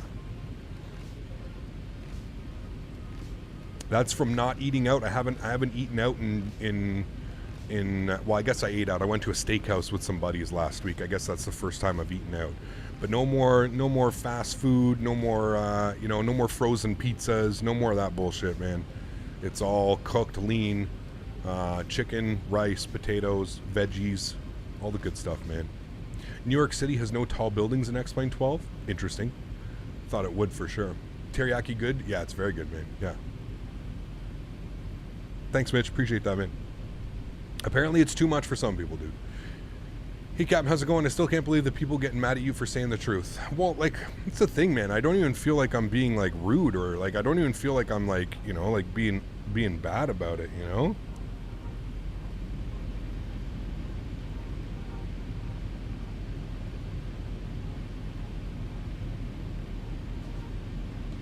Do you think Microsoft is worried about X-Plane taking customers from them with the new version? Oh, 100%. 100%. Yeah. Chat, we may have to take it off real time here because, like, I can't see anything, man. I don't know how I'm supposed to do an approach like this. I can't see a damn thing. So we're gonna have to go to oops, wrong one. Hopefully my sound doesn't go away. We're gonna have to go to here and we're just gonna have to bring the time back. Apply changes. Well, that shouldn't work, but there we go. Okay, now we can actually see. I can't see anything, chat. We can't do that. Until they fix the lighting model, I guess we're just gonna have to fly during the day, because that's crazy, man. Gap, do you know how to give inputs to the devs directly when we found bugging stuff? I thought there was a bug report for X-Men that you can go to. Hey Cap. Freddie, what's Hope up? You're doing great. Thanks, man. As always, loving your streams. Keep it up. Thank you so much. Appreciate your VIP, Freddie. Thanks for being here, man. I appreciate you rocking that badge. Huge no floaties, man. Thank you, thank you, thank you. Rick, what's up, man? Good to see you, dude. X-Plane Dwell devs failed at making floodlights. Yeah, the entire lighting model is off, in my opinion. The entire lighting model, it's really weird. It's doing some real weird things right now. Like really weird. So yeah. People use democracy conveniently when they think it helps them. Of course, Richie. Of course, man. Yeah. Now on daytime, this looks pretty good. I mean, it looks a hell of a lot better for sure. Yeah. You can actually see some cockpit textures and some stuff going on. I mean, it's still way too dark in my opinion. It should not be this dark. Not flying above clouds. It's still way too dark, but it looks better, much better, and it's actually legible. We can see what we're doing now. You know what I mean? I did bring over my terrain radar plugin, which it does work. So if we hit terrain radar, we should actually get some terrain popping up here on the ND. So terrain radar works, which is good. I brought that over last night. Just loaded and tried JFK. They got lots of tall buildings. Good to see you. Well, there you go, Marcello. Good to see you, man. How are you? Welcome. Rest in peace to the Queen. What, the Queen died? Queen Elizabeth? That's sad. It's not a good day at all. How do you know it's supposed to be brighter? Any change Microsoft Flight Simulator has lighting wrong? I mean, I feel like that's just 1 + 1. If you're flying and you're above clouds and there's nothing but sky and sun around you, I feel like it should be brighter in the cockpit.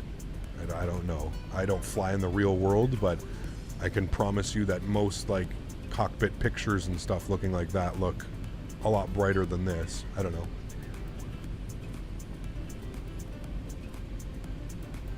Marcos, go ahead, man. I'll do my best to answer.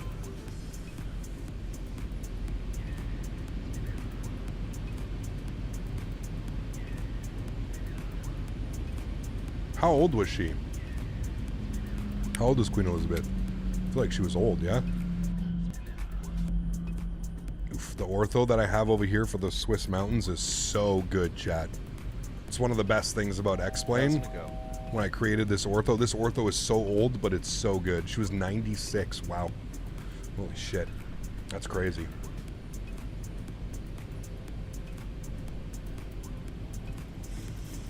ACAP could live with all the drawbacks so far, but I can't stand the ugly roads and coastlines and rivers anymore. Hopes that will change in this version, but it's not, unfortunately. Yeah, I don't think it will ever change, Coldy, unless they like change how they do their rendering and stuff. But yeah. The Queen is under supervision. She's not dead, she's just sick. Okay. Well, a simple Google search will fix this, because unfortunately there are some weird people in chat that like to say we. Queen Elizabeth II Let's see what they're saying. The Queen's health, royal family gathers at a Balmoral amid concerns for monarch. Okay. She has not passed away.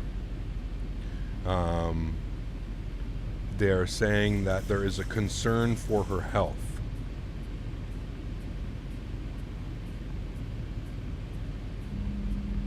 Yeah. So, again, be careful. Please don't spread rumors of people dying when they're not. She passed away on BBC this afternoon. I mean, I don't know, dude. 19 minutes ago, they're reporting that she was still alive. It's one of those things. It's the Queen, too. It's probably going to take some while for some real... CNN is also reporting that she passed away. Okay. Damn, that sucks. BBC has confirmed it. Okay. Gotcha. Well, that sucks, man.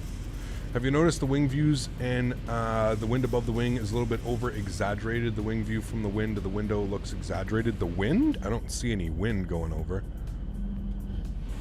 Don't see any of that. What is the altimeter? Can we get an altimeter check in here? We may have to turn off live weather if it's the winds are going to be blowing right down the runway at us, but we'll see. I'm going to go to vertical speed now because it's got us a little bit high. VS going to go down to 4,400 feet. VS, actually, sorry, we need to be at 9,500 feet. 9,500, vertical speed, descent, good, thank you.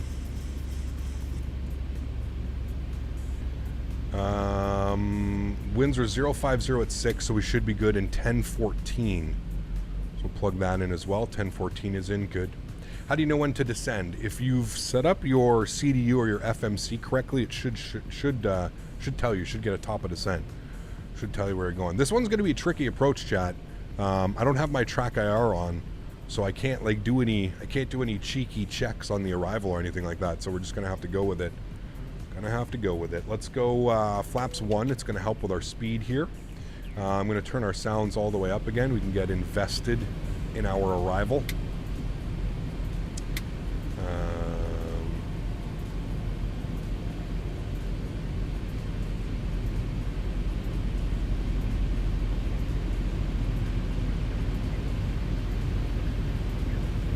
Will someone do an X-Plane 12 giveaway? I don't know, maybe. All right, so we can't pass this peak above 9,500. Looks like we had somebody cheekily just come in above us right there. Oh yeah, there he goes. I'm not quite sure what routing he's doing into LOWI today, but okay. So I just wait for some time before getting X-Plane 12. Yeah, I would, man. Unless you want to be like a, unless you want to be like a dev tester or something like that for Laminar, you could, sure, you could probably jump into it if that's something that you're interested in. But, yeah. And there's 10,000 feet, landing lights, engine start switches to continuous, wing light, logo light, and we'll make sure that the cabin is seated and prepared for our arrival, which they are. Beautiful. Pizza Monster, thanks so much, man. Appreciate you, dude. Thank you. Huge no floaties, man. Really do appreciate that, dude. Thank you very much, Pizza. 2,500. What would it take for X-Plane 12 to surpass Microsoft Flight Simulator? I don't think that'll ever happen, man. That's just my personal opinion, but I don't think that's going to happen. It's, there's too much. There's too much. Microsoft Flight Simulator has too many resources and too much money for something like that to happen. Yeah. Did you hear about the plane crash in the Baltic Sea? Yeah, we were tracking it last stream, actually. Yeah. This is a little help in repairing your car. Thank you, my friend. Appreciate you, dude. It's going in on Monday. Going into the shop on Monday, man. Fingers crossed nothing too crazy is broken with it, but we'll see. All right, let's go flaps 5 degrees. Again, I'm just going to, if you're new to this approach, I'll explain very briefly what we're doing right now. So right now, we're on the localizer runway 26. You can see here we're actually perfectly on the path for the localizer 26. What we're going to do is then at about 3,700 feet, we're going to break off from the approach course of runway 26, and we're going to perform a circle to land. If you've never seen this approach before, hang on tight because it's pretty crazy. And what we're going to do is essentially we're going to make a left turn 230 on the heading, then a right turn 264. We're going to come out like this over here, and we're going to make our descent down and into the airport. It is arguably one of the toughest approaches to do. Maybe not the toughest in the world, but I would say probably top like 3, top 5 for sure of toughest approaches out there. It's a fun one, that's for damn sure. It is a fun one. But anyways, what you want to do is you essentially want to get yourself fully configured. So by the time that we make our left turn out of here, by the time that we're doing the visual circle to land, you want to be fully configured. So by this waypoint right here, 4.2 miles off of runway 26, you want to be fully configured and then coming around. That just makes it so you can fly this approach. You don't have to worry about getting fully configured and you're ready to go. So yeah. I could probably say that I've done this once, but never again in a while. It's one of those tough approaches, man. There's no doubt, dude. It's not one of those super easy approaches to do, you know? It's a tough one, man. It is a tough one. I got respect and kudos to anybody that can pull this one off, man.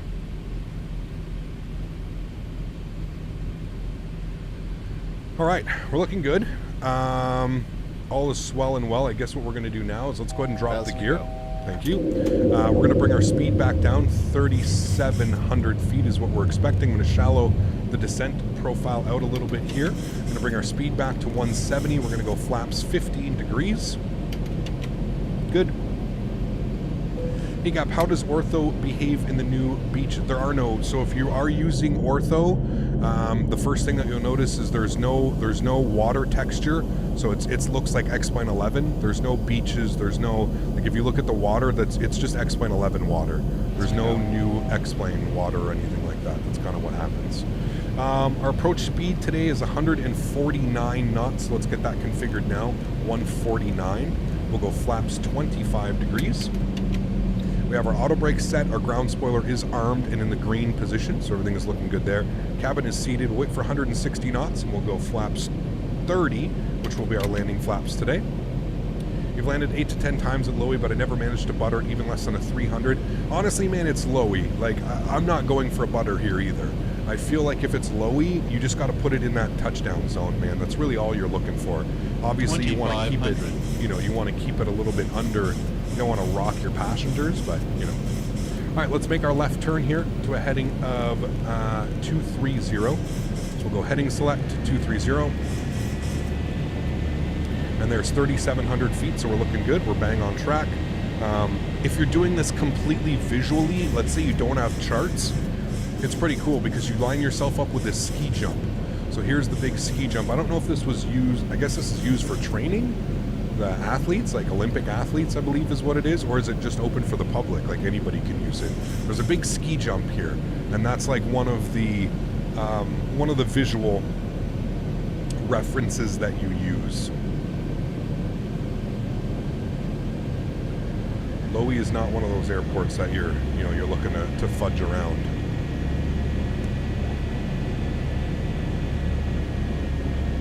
And it's pretty cool because you can see right here, this is basically where we're going to be flying. We are going to get some alerts here, chat, so just bear in mind.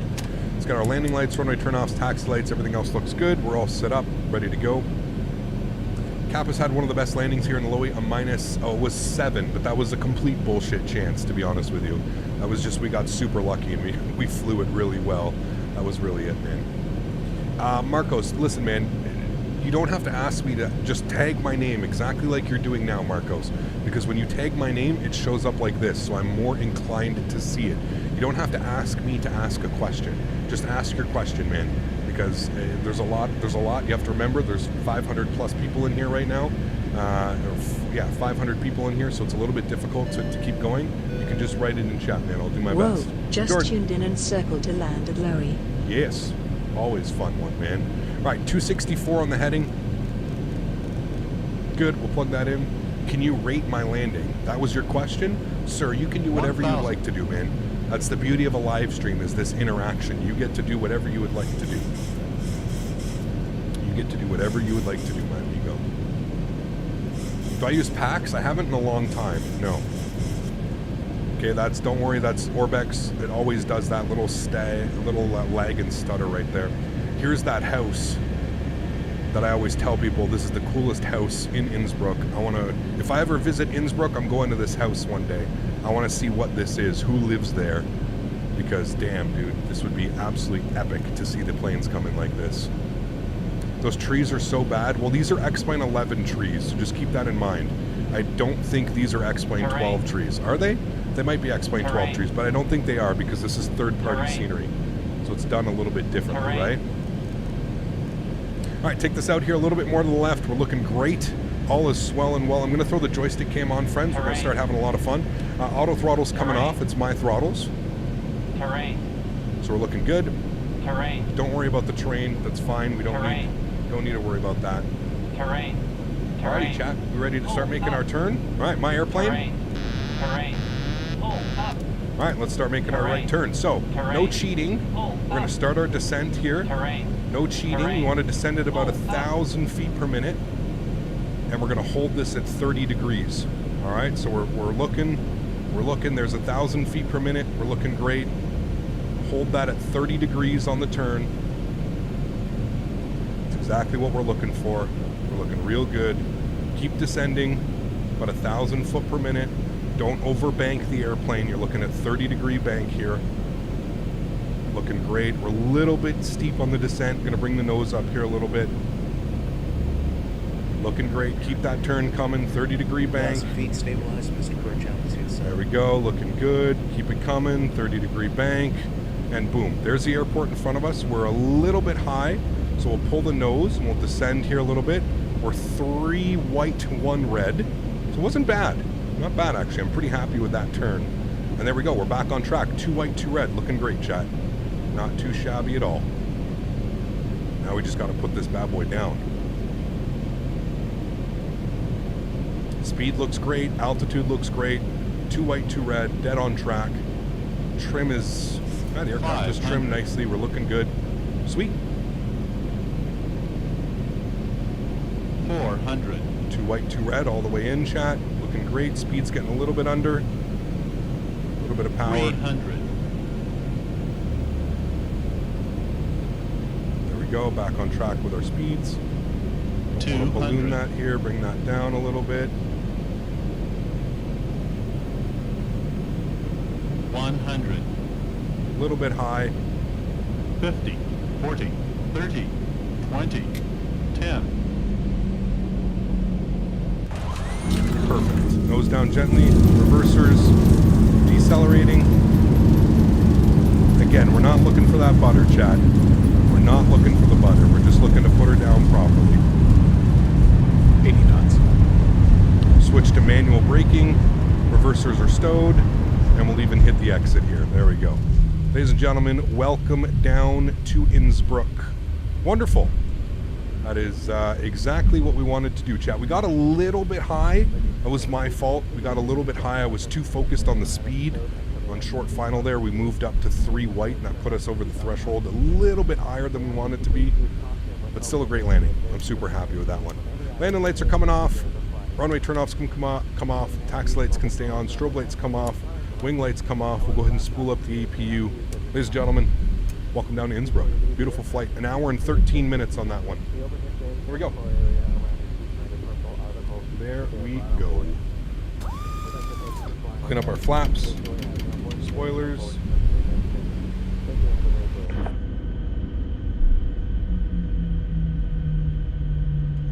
There we go. Sweet. Auto brake comes off. Everything else looks good. We're all set there. EPU spooling. We're good. We're good. Cool. There you go. Ladies and gentlemen, welcome down. Is this the X-Plane 1273? No, this is the Zibo mod. You rated 8 out of 10. Thank you. I will sleep very well tonight knowing that you rated it an 8 out of 10, sir. Appreciate you. But for a free 737, this is insane. Oh yeah, dude, the Zibo has always been... The Zibo has always been top tier, man. Always. This is an incredible airplane. God, I love landing here, dude. I mean, just look at the landscape, bro. Like, this is just wild. Look at that up there. Like, what is that? I want to visit here so bad.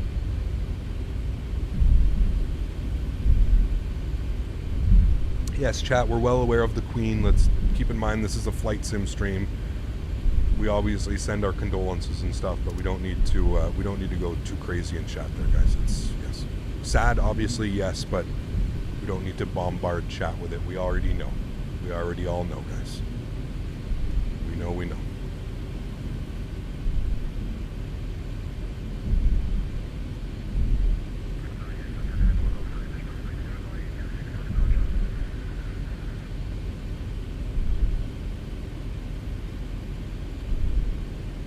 Alrighty. And into the stand we go. We're at stand 6, I believe this is. Stand 6, yes. And that should be good right about there. Wonderful. Cool. Park brake comes on. Great. I don't know why train radar is on that one. We'll turn that off. Overhead, APU gen comes on. APU bleed is on. Engine bleeds are off. Packs. Right pack gets closed. Isolation valve goes open. Engine start switches to the off position. Engine number 1 and engine number 2 are coming off. 1 and 2. And let's go to hydraulic pumps are off. Probe heat's off. Yaw damper's off. Seatbelt sign is off. Ladies and gentlemen, welcome down to Innsbruck. Forgot our taxi light, and we parked a little bit far. That is okay, chat. We made it. We made it safely and successfully, my friends. Nice. I'm super happy with that approach. I feel like our approach was a little bit better than the actual landing, but still a great landing. Anything into Innsbruck, a sub like 300, I'm going to be happy with. I'm calling that one a butter today, friends. Great, cool. Let's take a look at the replay, shall we? We'll disconnect. Go to replay. Bring this guy back here. We'll take a look at the landing. Come on. There we go. We'll go shift 3. And we'll put it right about there. Should be good. Cool. Let's watch this bad boy coming in. The replay system in X-Plane is always, it's a lot better than what we have in Microsoft Flight Sim as well. Replay system is definitely a plus. There's the flare, cut the power, nice and smooth. Ah, we like it. We like it, chat. We like it. Well in the touchdown zone. You can see a little bit of wind blowing off from our right side. But great landing. Great landing. Your approach was a little funky, dude. It's not difficult to get a little bit of a funky approach into Innsbruck, man. It kind of just comes up on you like pretty quickly. It's a pretty wild approach, man. Pretty wild. Like I said, I got a little bit too focused on the speed at the end there. I should have just left it, but yeah. Camera system and replays are vastly superior in X-Plane. Yeah, 100%, dude. Yeah. I'm hoping Microsoft takes notes and we end up getting a replay system or something like that in Microsoft Flight Sim sooner than later. Beautiful in the touchdown zone, center line for the win, and more importantly, we got the airplane stopped. We didn't have to back taxi. There was 2 aircraft waiting to come in, so. Yeah, it was real good on that one. I'm going to turn the sounds down here a little bit so we don't go deaf. Let's give us a nice wing view coming in like that. Beauty. I'm glad X camera works for X-Plane 12. I haven't even tried it, Maverick. I honestly hate X camera. If I don't have to use X camera, I'm not going to. Obviously, it looks like I'm going to have to use it because the default support for track IR is just as bad as it was in X-Plane 10 and X-Plane 11. Have you ever had to do a crab approach? Yeah, absolutely. Absolutely, man. Absolutely. Yeah, that was a beautiful landing. Very realistic. Like I said, we got a little bit high up on the approach coming in over the threshold. We'd probably want to be at about 50 feet over the threshold. I think we were at about 75, 100 feet over the threshold. But regardless, still a great landing. Yeah. Why don't you like X camera? It sucks, man. It sucks that I have to use it to use track. The only reason I use it, Maverick, is for my track IR, but it sucks. It's just it's not good, not good. The shadows are beautiful though, absolutely beautiful.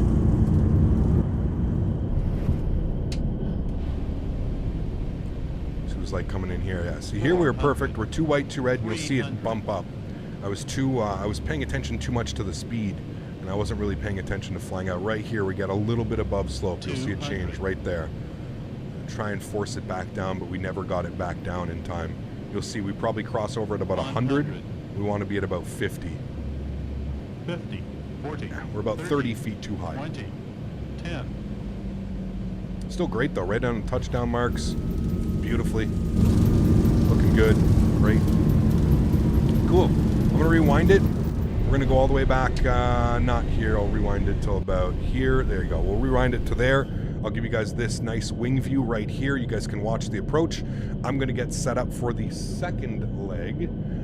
We're flying back to Amsterdam, so it should be awesome. I'll get set up for the second leg, and I will see you guys all in about 5 or 10 minutes. Enjoy the replays, guys.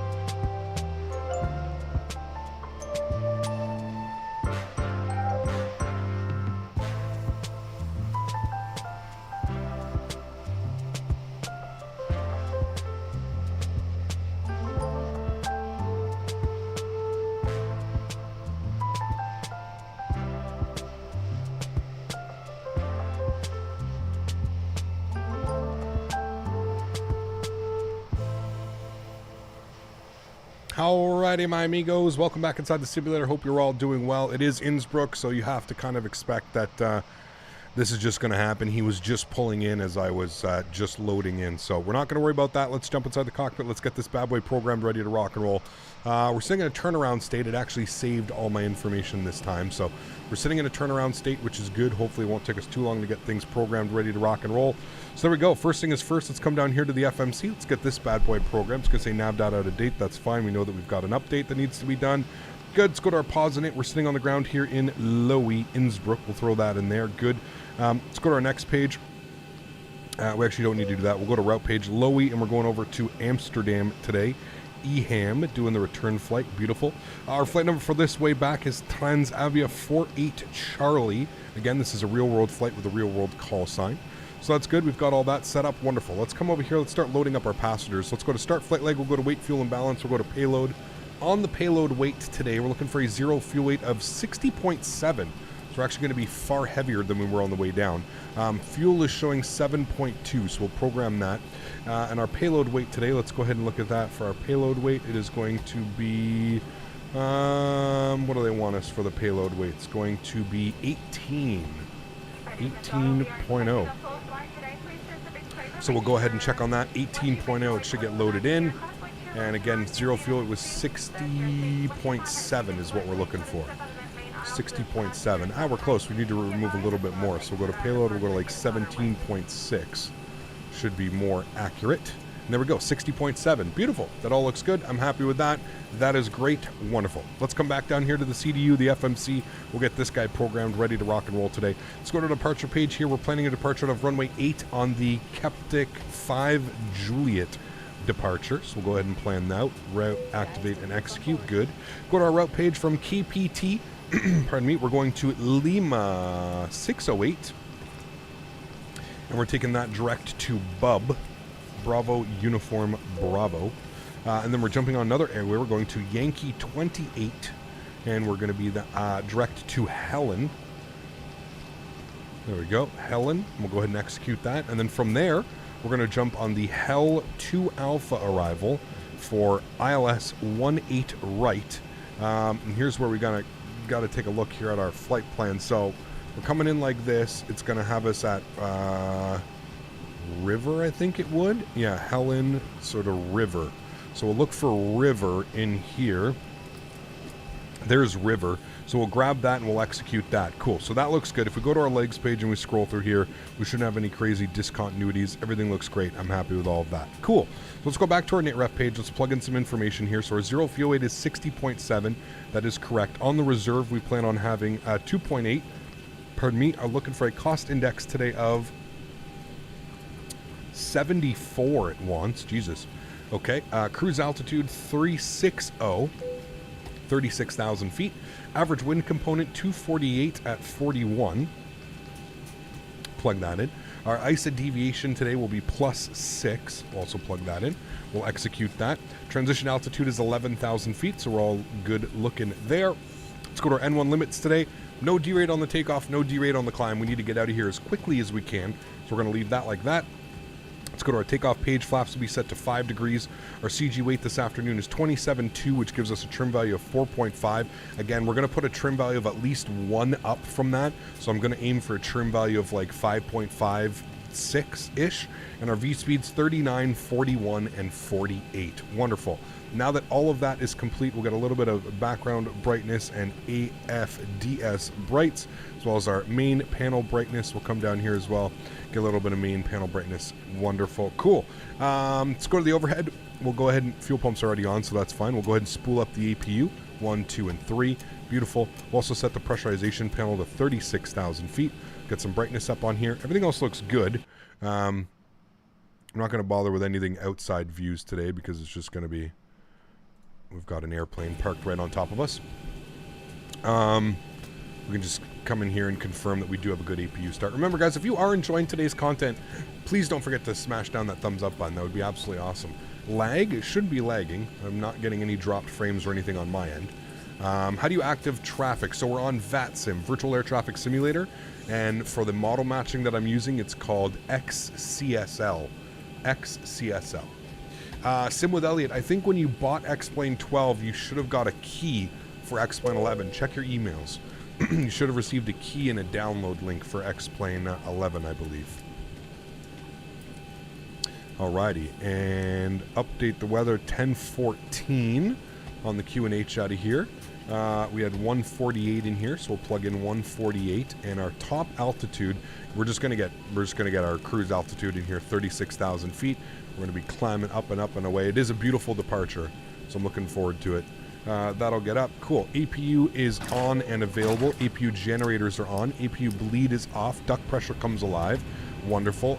Again, just because of source off. Did I hit you? I don't know why it's saying source off. I don't like the looks of that, but we'll see. A seatbelt sign can come on, and we'll get our anti-collision light on here as well. We're going to have to start at the gate,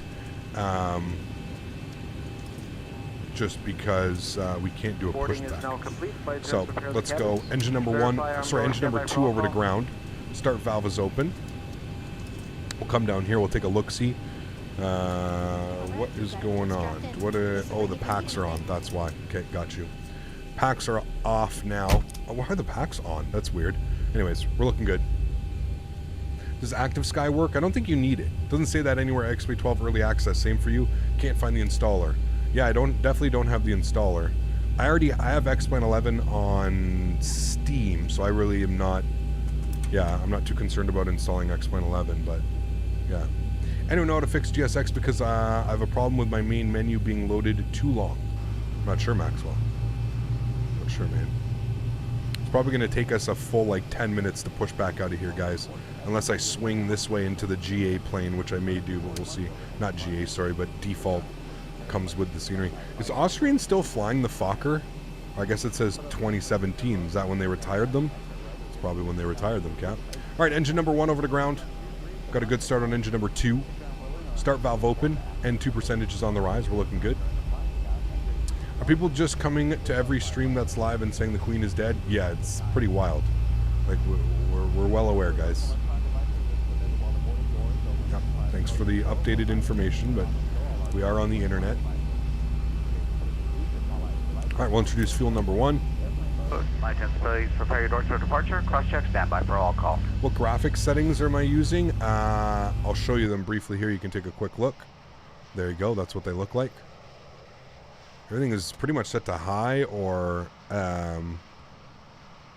maximum, except my ambient occlusion. I have that off. None. Your X-Pilot isn't working anymore with X-Plane 11? You probably have to...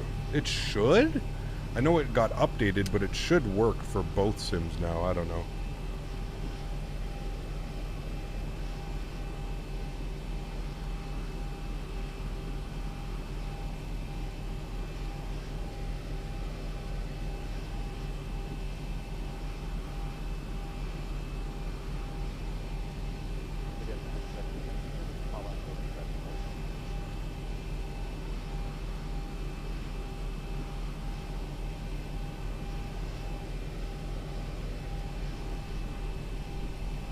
All right, we got a good start on engine 1 and 2. So that looks good. Let's get our engine gen 1 on, engine gen 2 on. APU bleed is off, engine bleeds are on, packs to the auto position, isolation valve to auto. We'll get our probe heats on, yaw dampers already on, APU goes to the off position, engine start switches over to continuous, and 36,000 feet is plugged in, so we're looking good. Cool. Let's go ahead and release the park brake. And we're going to try and reverse out of here. I don't know how this is going to work. I really hope we get some type of pushback, man, that works. Because unfortunately there's going to be no pushback that works. There's going to be no pushback that works at any of these third-party airports until we get better pushback working. Until then, it's just going to be this super slow pushback. We don't like the overhead panel. It's like Boeing made it confusing on purpose.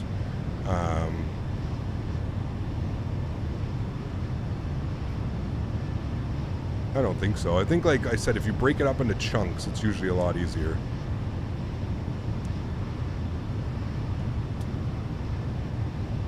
Yeah, Luke's, I know this sucks, man. It sucks that, like, they didn't... I guess, like I said, we're just waiting for everything to be compatible, man. Better Pushback is not compatible with this yet. I don't know why. I don't know what's changed that would make it. Maybe, I guess, like, the I don't know. But yeah, unfortunately, none of the pushbacks are working. So you've just got to do this. And Vanden, thank you very much for support. I appreciate that, man.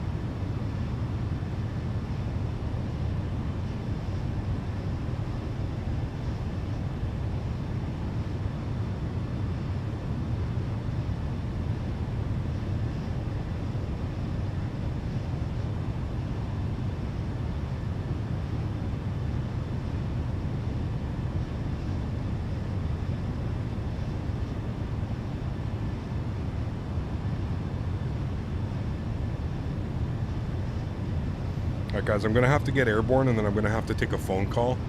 I've got an important phone call that I got to take. This is literally going to take forever, so I'm just going to go close these. I'm just going to go out to the left here. We're just going to spin ourselves to the left. This is a default airplane that's right there, so we're just going to spin ourselves away because this is going to take forever. So let's just spin ourselves out like this. Hopefully within... We're probably going to end up flying Microsoft Flight Simulator for the next week or so. So hopefully, or a couple weeks, sorry, not week or so, a couple weeks, we're going to be back in Microsoft Flight Simulator. Hopefully by the time we come back to X-Plane, we've got better pushback working. Because that kind of sucks, man, having to push ourselves out like that. All right, taxi lights coming on. Everything looks good. Is this X-Plane 12? It is X-Plane 12, correct. We are using Ortho and we are using third-party scenery.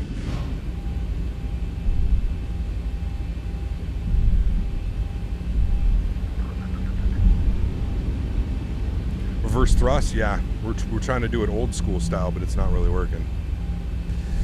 Seb, good to see you, man. Coming in with a €2. Appreciate you being here. Huge no floaties to you, man. Thank you very much for your support. I really do appreciate you, man. Thank you, thank you, thank you.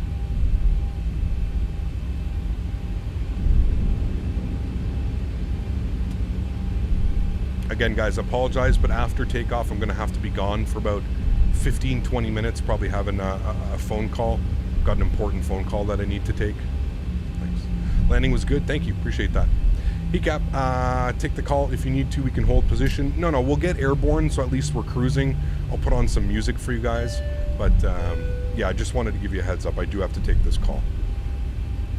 Seb, good to see you, man. Thank you very much for the €2. Appreciate that, dude. Thank you, thank you, thank you. Look at that, friends. I can't wait to fly one of those in here. Does Austrian even fly the Q400 anymore? This doesn't even have wheels. It doesn't have wheels? It might be blocked. Oh, yeah, it does have wheels. Okay, it was blocked. Austrian Q... Do they fly Q4s anymore? I don't think Austrian does, do they? Do you always use third-party sceneries for Microsoft Flight Simulator? A lot of the time I do, yeah. A lot of them are free, though. Patel, so you can download a lot from flightsim.to. Yeah, they don't fly those anymore either. Damn, retired in 2019. Shit, dude, everybody getting rid of it. Oh, is it raining? Looks like we're getting a little bit of rain here, chat, on the windshield. It is nice to see that we've got like a native rain effect here in X-Plane 12 now. Don't have to download anything. Although I'm not the biggest fan of librain, I don't necessarily think it works the way that rain should work, but I guess it's better than not having anything, right? That's for sure. All right, let's call our intentions here. I don't see anybody on short final. I don't see anybody making the turn, so we'll make our calls here. Innsbruck traffic, Transavia Force 8 Charlie, departing runway 8 Innsbruck. All right, let's get our landing lights on. Runway turnoffs. Let's strobe lights, wing lights. Flight attendants, please be seated. Here we go. Okay, the cabin is secured. Have a good flight. Just holding short.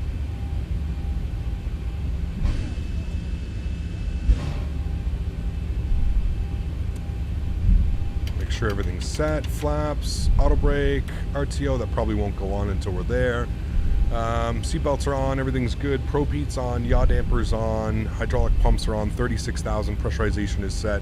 We're looking good, cool. Yeah, the auto brake won't turn on unless I spin around and we stop. Actually, I'll do that. We'll spin around and we'll stop. Auto brake won't go on if you're moving. It's like one of those weird things.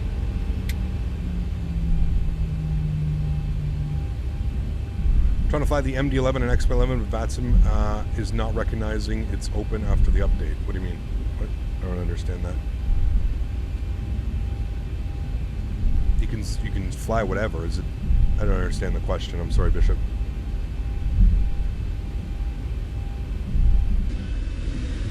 All right, spin this bad boy.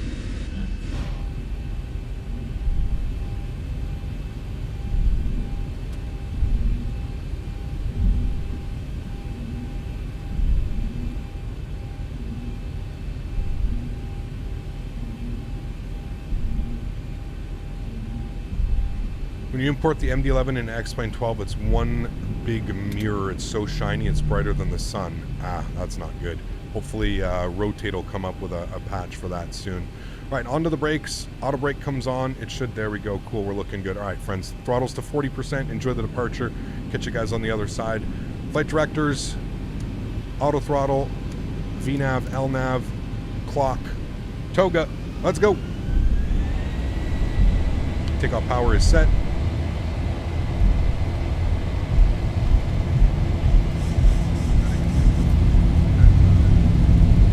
Airspeed's alive. Oh baby, that wind kicking me. Cross check.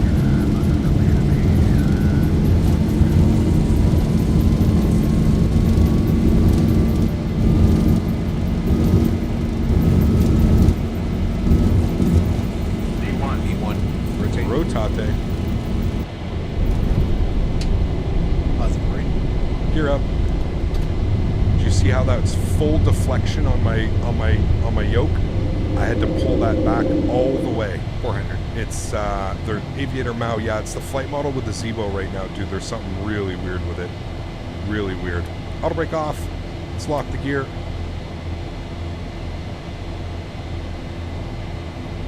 Let's get our retractable lights off. Runway turn-offs. Taxi light. Wing light. Pardon me, wing light. Climb power's coming in. Let's go flaps up, position 1. Bring the nose down. There's climb power.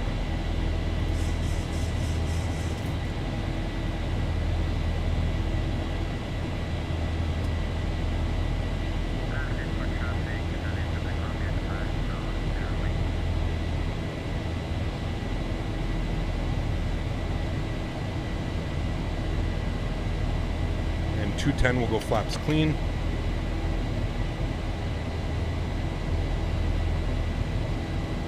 Cool, let's engage autopilot. Let's engage autopilot. That was my bad, I was pushing the joystick down. Bring you guys back up into the flight deck. Cool. There we have it. So the aircraft should climb at a very nice rate because we do have to get over some clouds here. I'm going to get the terrain radar turned on for you. I don't know if that's, is that somebody coming in or is that somebody going out? Traffic. Where are you? You're beneath me. Ah, you're right there. Okay, so we should be getting above him. Shouldn't be an issue. Airplane, why are you turning to the left? You're going to put us into a mountain. I would not like that, please. Let's go to the right.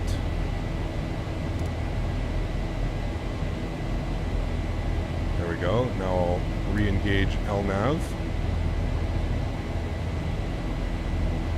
Why we're going. Not quite sure. Okay, I don't know what LNAV is doing right now, so I'm just gonna take control of that. I don't know what it's trying to do. I will try and send us direct to... What was it trying to do? Let me make this turn. How about that?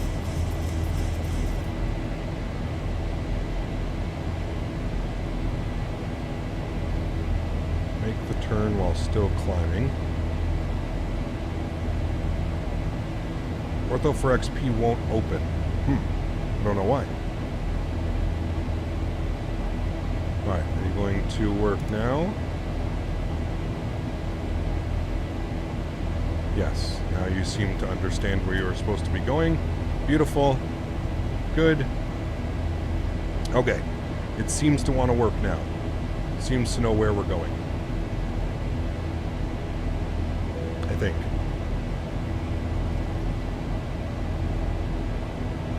And we're hovering right at the icing, plus 11. There was some visible moisture. We may get the anti-ice on here in a second. We'll see how it continues to climb. See, it's not like, it's weird, man. It's not following its path at all. Maybe if I send it direct to Innsbruck again and execute that, maybe it'll follow that pathing a little bit better. I think that's what it was. I think it just wanted me to give it a direct 2 or something. Temperature is actually coming up, plus 13 degrees now. Guys, we know about the Queen. Please, please, please. Like, it's a flight sim channel, man.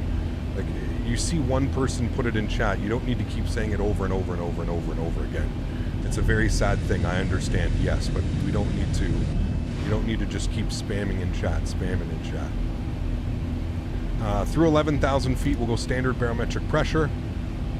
Reaching our cruise. So you see why I didn't want it to turn us so quickly, because you got to clear these mountains.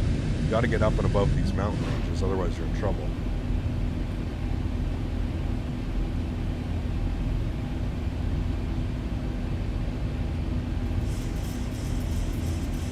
All right, and there we go. We're climbing up nicely. We're above 10,000. We'll get you guys off, Everything looks good there. Seatbelt signs to the auto position. Cabin crew can start there. It's weird because it's getting warmer as we go up. It's a little bit odd. But, hey, there we have it, chat. We're climbing up and above. And there we go. All right, chat, I gotta go. I gotta make this phone call. I'm gonna turn the sounds down. I'm gonna put some music on. I will be here monitoring. I'll be making sure that nothing crazy goes on with the flight, but enjoy the music. I will be back in, I don't know how long this phone call is gonna take. I would assume maybe 15, 20 minutes, hopefully no longer. But I will see you guys when I am back. Enjoy.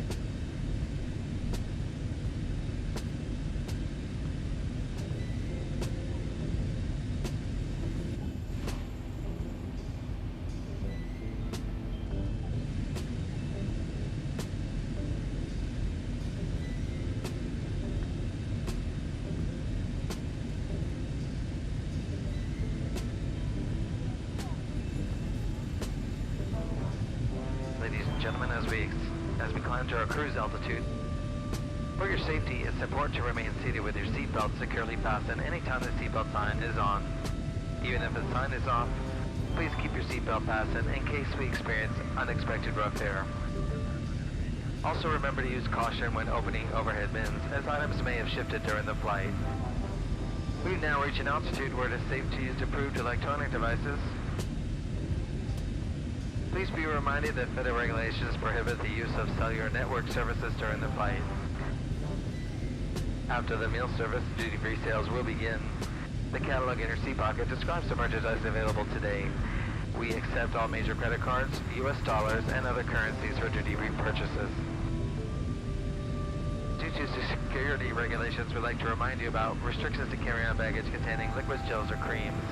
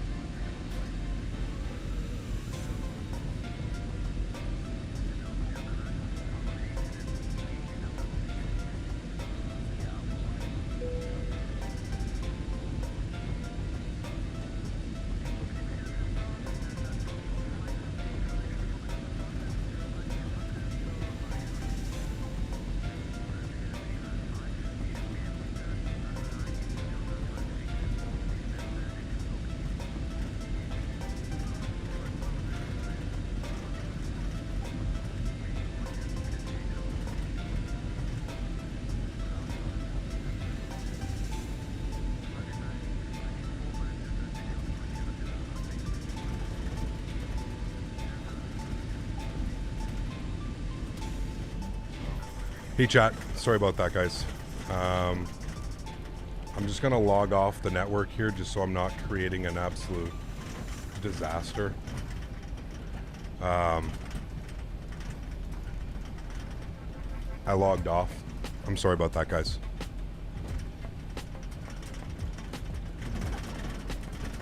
Really, really, really sorry about that. 1,000 to go. But we'll just fly the pattern here coming in. We'll land the airplane, we'll get her down.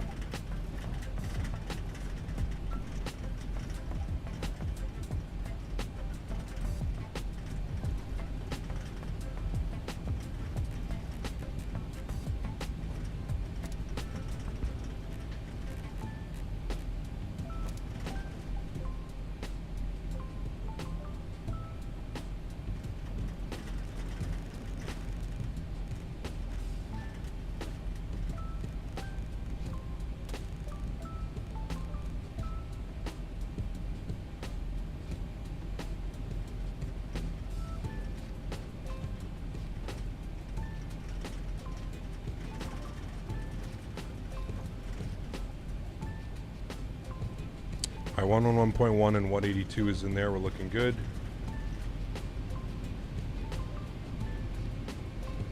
Minimums are 187.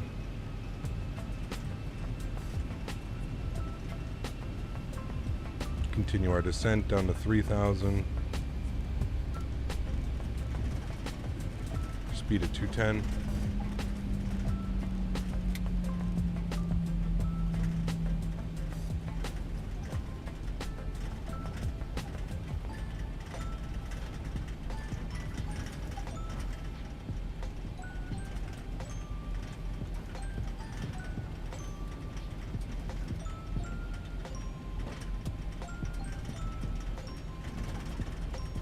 I had approach contacting me, Marco. I had supervisors contacting me. I had every single person contacting me to try and...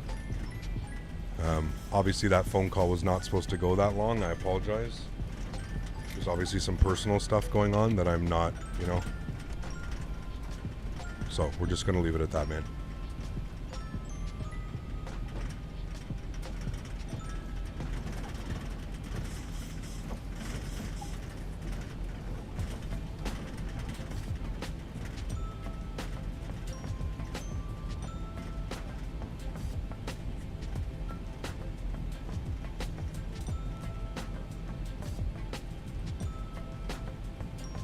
Gotta be at Pebos for 2,000 feet. Should be good on this descent path.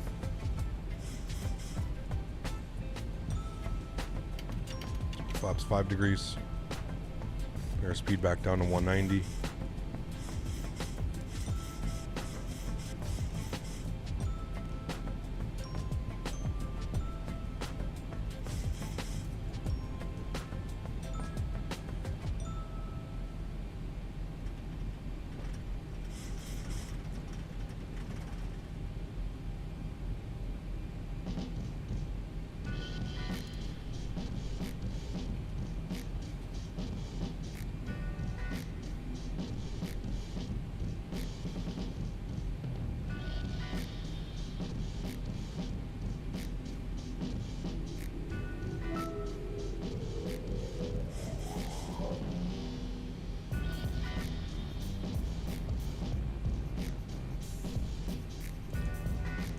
Approach speed today 152. Yeah, we're landing 18 right. 1,000 to go.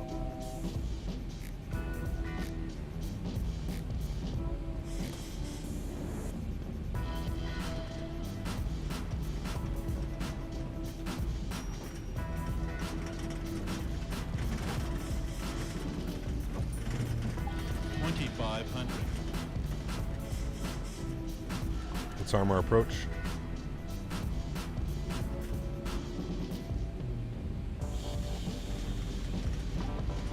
Zebo work fine with X-Plane 12. It's not bad. There are some issues that are still going on with it, but overall it's decent.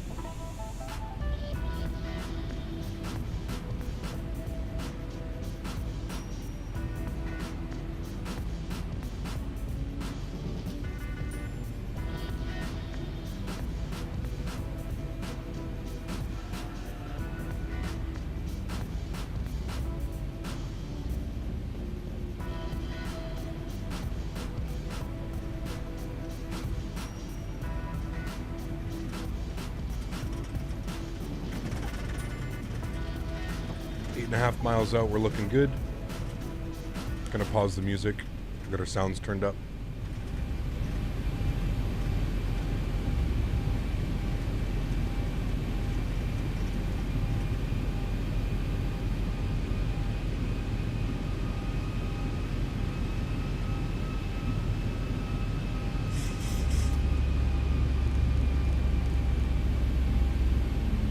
Gears coming down.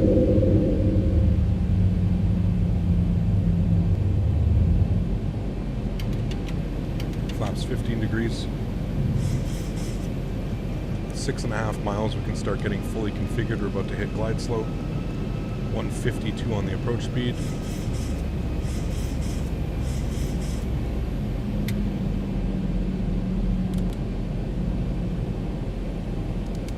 Auto brake and ground spoiler. Flaps 25. Flaps 30.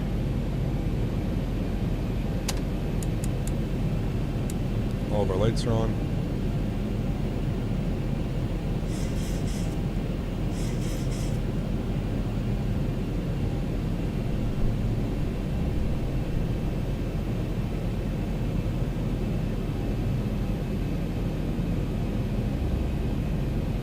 My throttles.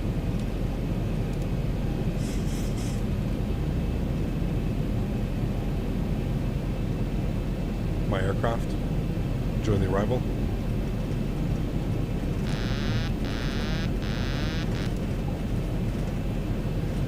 Landing checklist, gear down, 3 green, flaps are set, auto brakes are set, cabin crews advised, green light spoiler has been armed. 1,000. So bumpy right 1,000 now. feet, stabilized, Mr. Birch, altitude set.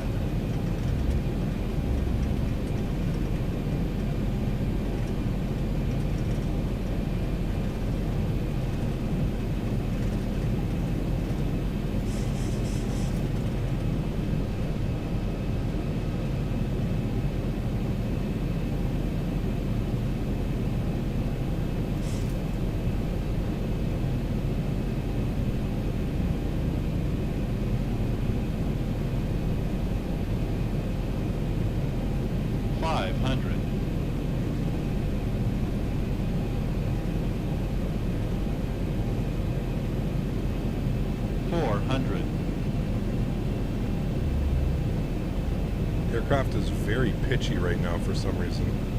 I don't know why. 300. Kind of pitching all over the place. Approaching minimums. 200. Minimum. Continue. 100. 50. 40. 30. 20. 10.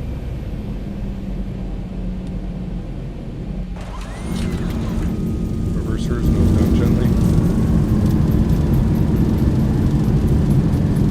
Decelerating.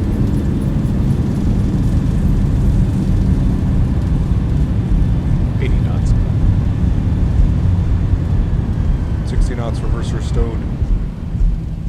Over to the left. Auto brake comes off. Ladies and gentlemen, welcome to Amsterdam.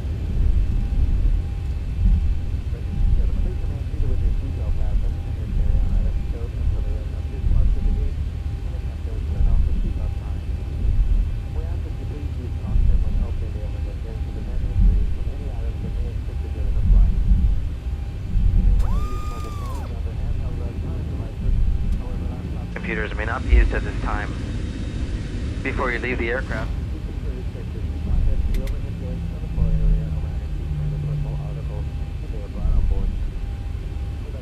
landing lights off. Runway turn-offs off. Strobe lights off. Wing lights off.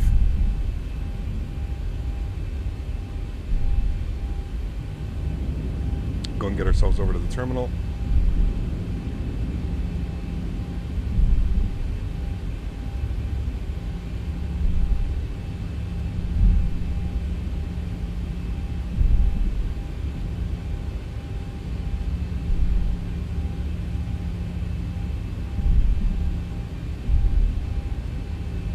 think the clouds are taking up a lot of performance issues.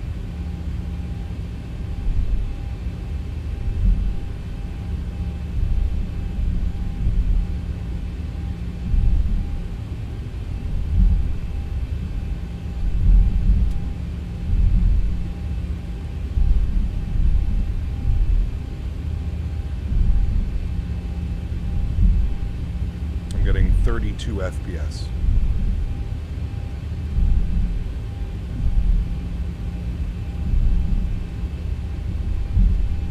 Again, guys, I do apologize about not being here for the majority of that second flight. I really do apologize about that. Pedro, take care, man. Hopefully I'll catch you this weekend, dude. Did you say the clouds over the sun are oversaturated? Yes, big time. This is LOWI? No, we already went to LOWI. This is back to Amsterdam.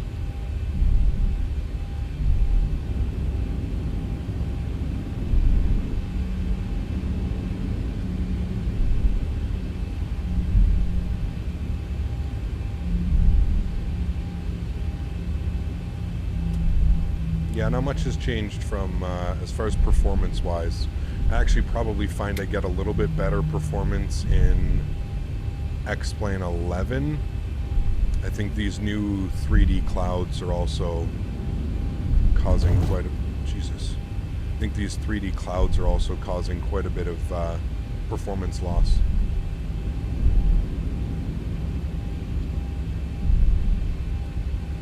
I definitely am, Brandon. You would sound, you would be correct with that one, man.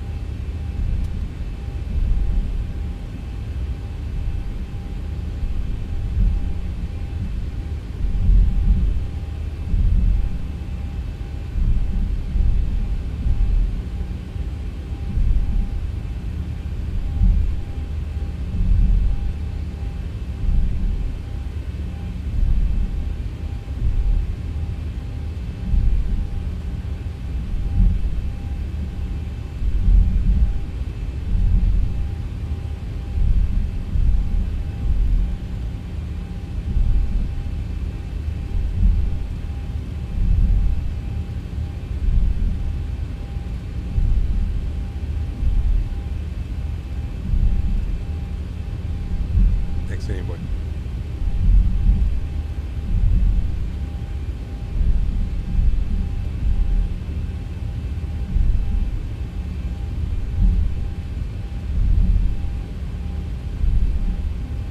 This one feels far too heavy, Vipero. I think that's just because the flight model hasn't been tweaked for X-Plane 12 yet in this Zibo version, but it feels way too heavy. But I also don't fly a 737 in the real world, so. Thanks, Liam. Appreciate it, man. Glad you enjoyed it, too.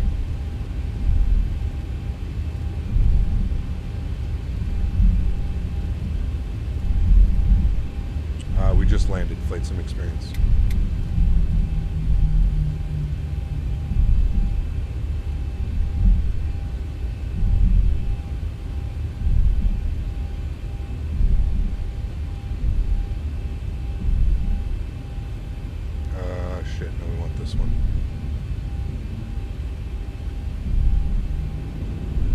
Captain Jordan. Glad you enjoyed, man.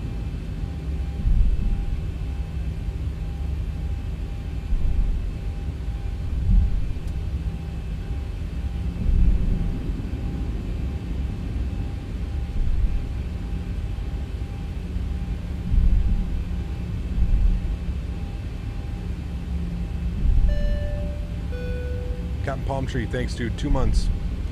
Just hope you're okay, Cap. Been following this channel since 2018. You've inspired me to start the flight sim then. Been loving it since. Thanks for inspiring me. No worries, man. Thanks, dude. Appreciate you, man.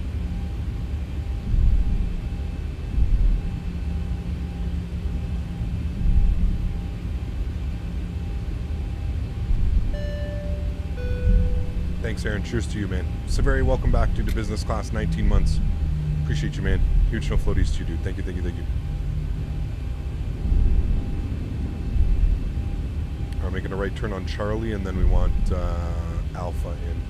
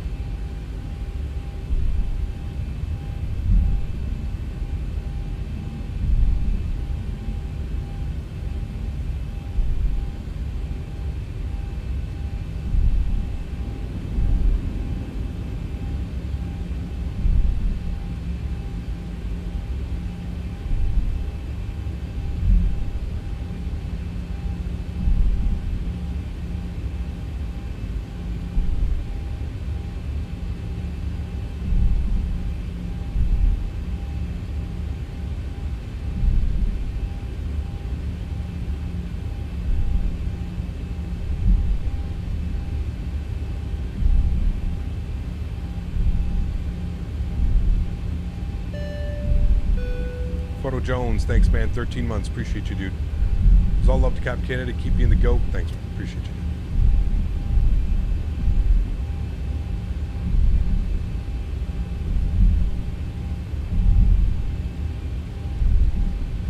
Was this Alpha? This was Bravo. We want Alpha. This bumpy IRL in Amsterdam? I have no clue.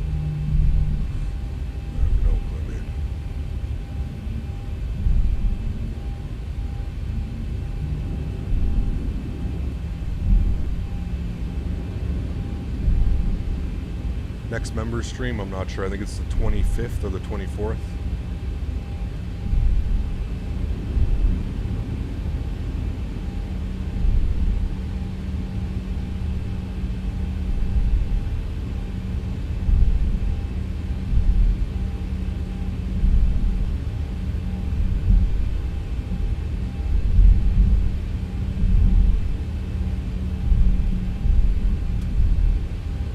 Spool up our APU.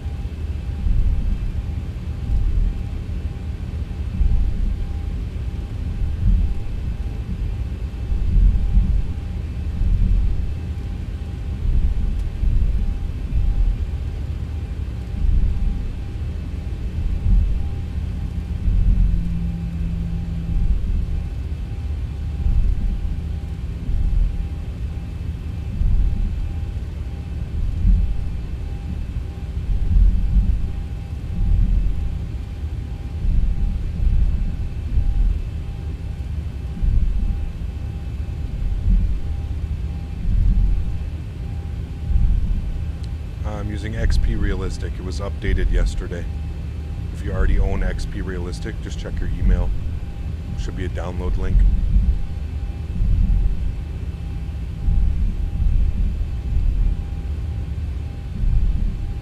Going in at Alpha 9. Captain Poland, thanks for support, man. Appreciate you, dude. Huge no floaties. Thank you, thank you, thank you.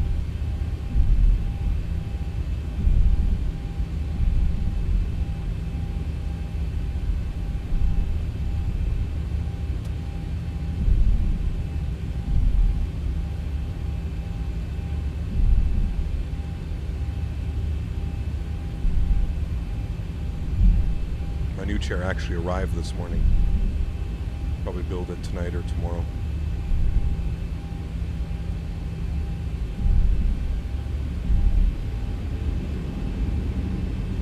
fine, Captain. Thank you, dude.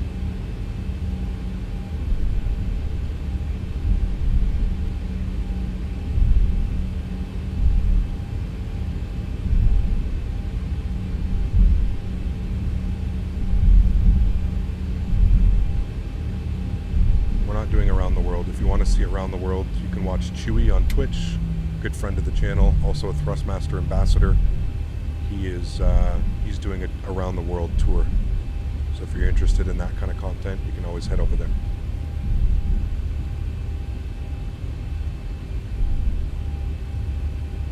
Take care, Jay. Cap, great to see you streaming a bit of X-Men again. Have missed the last few ones. Blue Star Line, good to see you, man. Thanks for coming to hang out. We're actually just wrapping it up, dude. We had a nice long day of flying. We took this bad boy into Innsbruck, to the Circle to Land, runway 08. Had an awesome approach, awesome arrival.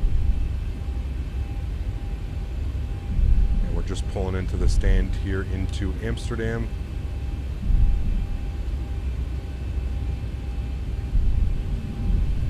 And wrapping up another stream, man. We're next going to be live on Saturday. Going to be flying the Phoenix A320, so that'll be fun.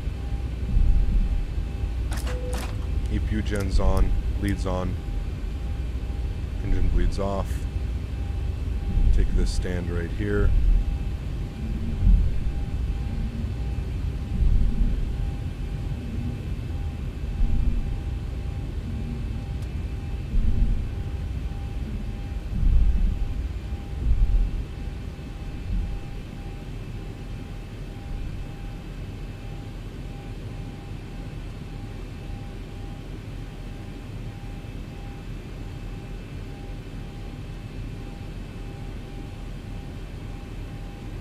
Call it quits there. Park brakes on. Engine number 1 is off. Engine number 2 is off. Anti-collision light is off. Right pack is off. Isolation valve is open. Hydro pumps off. Probe heat off.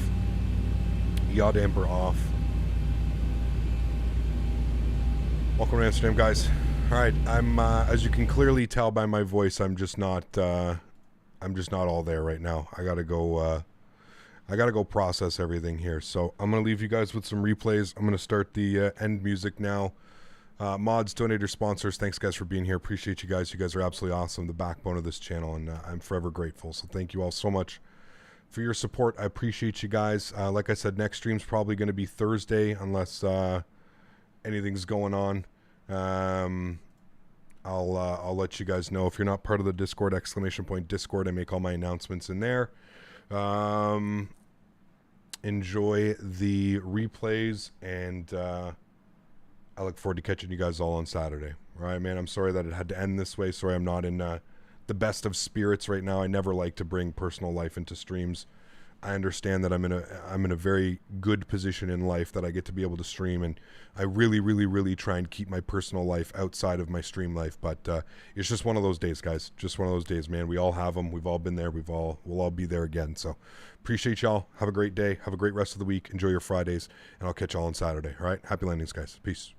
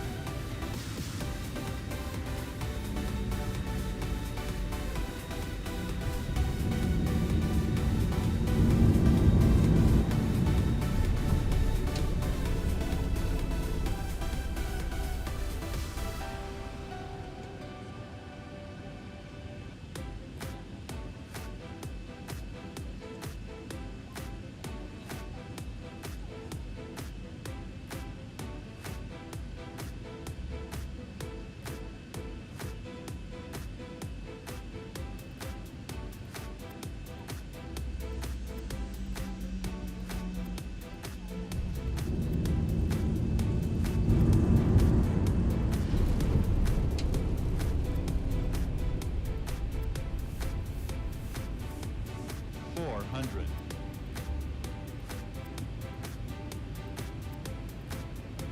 300.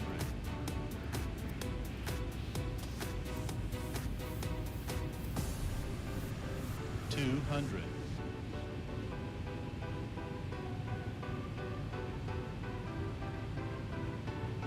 100.